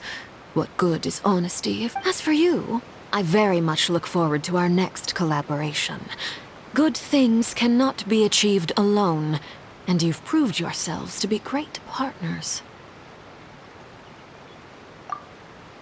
A vision? All right. And that's a wrap for me. Huh? Greetings, Miss Journalist. Hello. That is correct. So forgive me, but I will not be able to serve as a subject in your article. However, feel free to write as much as you'd like about... The sea breeze is quite pleasant. Farewell, Father. Oh, she has such an intimidating presence. I didn't even dare to take a picture. Thankfully, I've already wrapped up all my pre-scheduled... Don't be too nervous. Why don't you take a magic pocket before you go?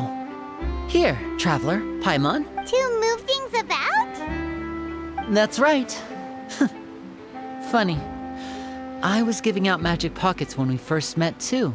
And what do you know? I guess this must... All right, then. We'll be...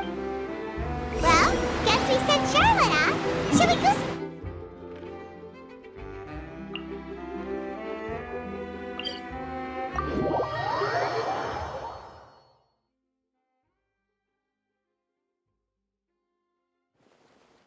Time to go.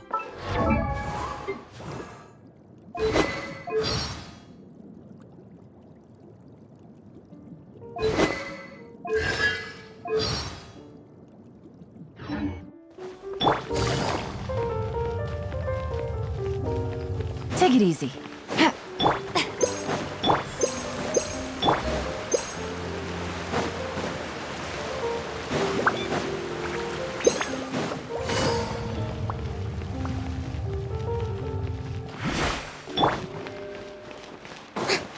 The entrance to the fortress! Ooh, he really is there!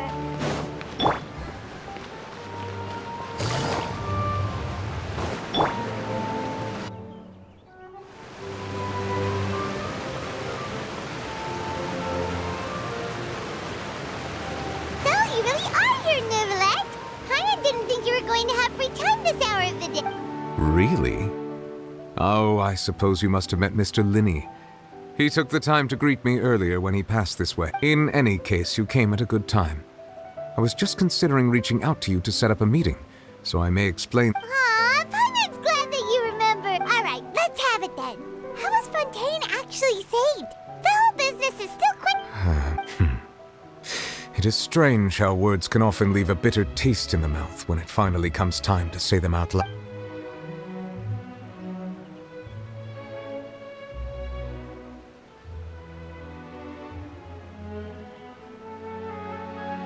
Whoa. So that's what happened? Focalor destroyed the divine throne of the Hydro Archon and restored your power to you, transforming you into a fully fledged elemental dragon sovereign!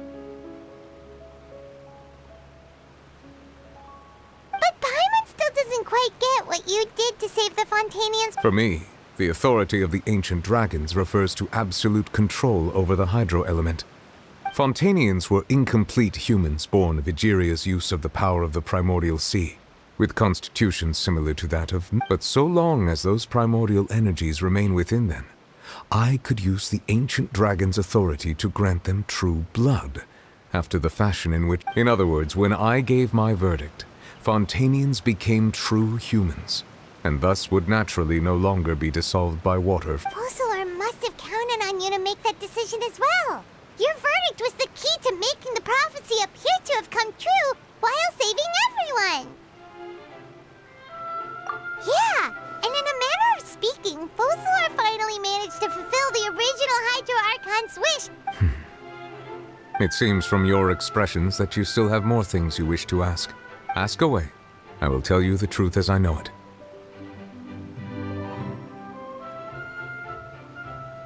I have investigated his case along many avenues, and I have learned that he once fell into an unknown chasm when he was young. There, by chance, he awakened the all-devouring knowledge. But whether it be by sentiment or reason, that should not have been enough to consider him the root cause of the... As for the judgment passed by the Oratrice, whether it was due to that liability by association, or Focalor deliberately using him to buy time for us on the assumption that he would be able to hold the creature off. Guess Focalor had Fontainians in mind the whole time. In the end, it was, hang on a second. Paimon's back when Fontainians hadn't yet become real humans. Were the children they had also transformed? Life has always flowed like water. Yeah, Lynette said the fountain... In truth, those Oceanids who... Paimon... Ask away. I will tell you the truth as I know it.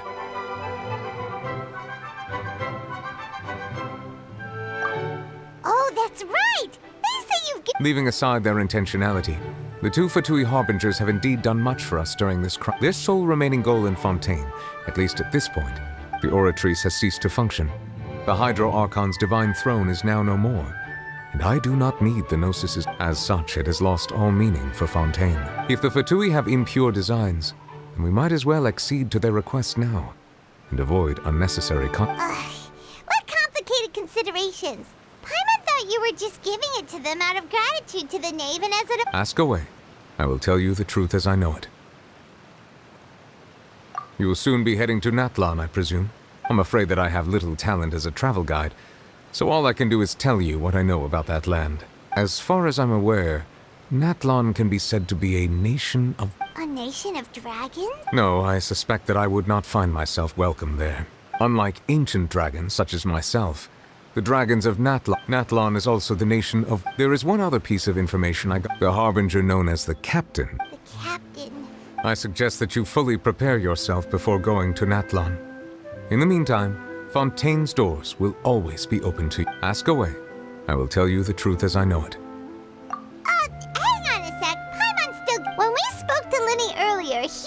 that we guessed that there might be some reason for it that only you were aware of.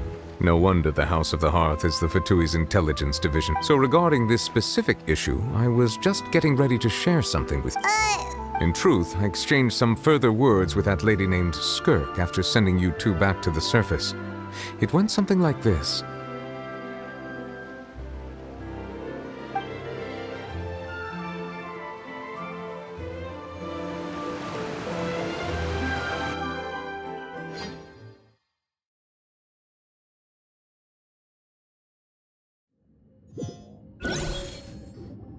Well, we're going to head topside to see what's going on. You... What next? The all-devouring narwhal isn't here, so I'm no longer getting any I can finally catch the scent of your power. It is the authority of the planet's primordial dragons, but with something very similar to a god's curse mixed in. I'm sure I've encountered something like this before. I do not know what you Of course, you should have the remains of the third descender on your person, yes? Remains? I've never heard of any. According to your parlance, I believe it may be called a gnosis. Well, that much is true. After Focalor's divinity faded, she handed her gnosis to me. But I fear I have never heard of it described in the... I've been training with my master, the Foul, ever since I was young, and I have never returned to the surface since.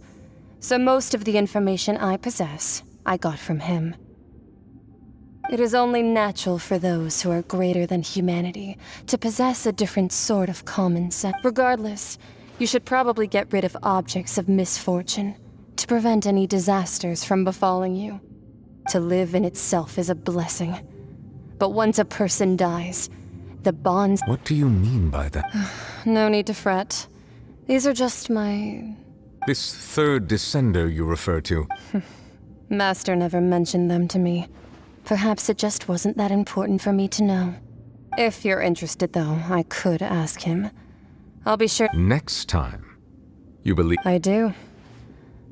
Wait. I have a disciple of my own, don't I?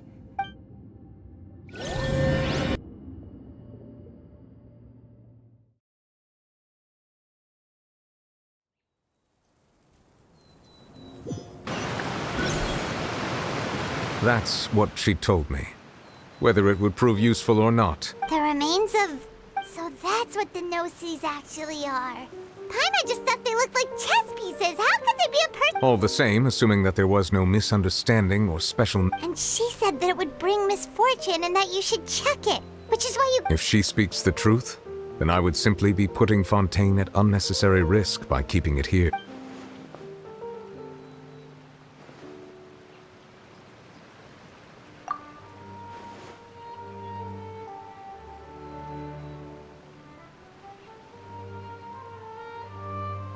I had guessed that you might already be familiar with this concept, but I did not expect you to be... That means that the Gnosis, which are exceedingly element-compatible and can even enhance elemental abilities, do indeed come from the third descender.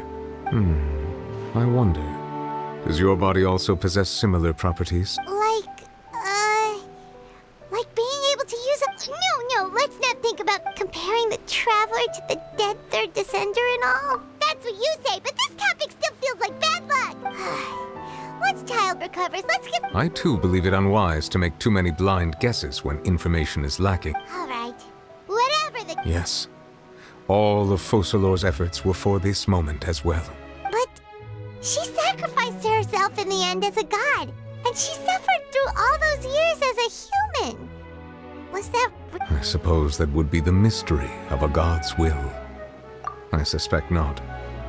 But once in a while, I too would guess that if wishes were like the clouds in the sky, they will one day... Life flows like water, and rain, and what ultimately?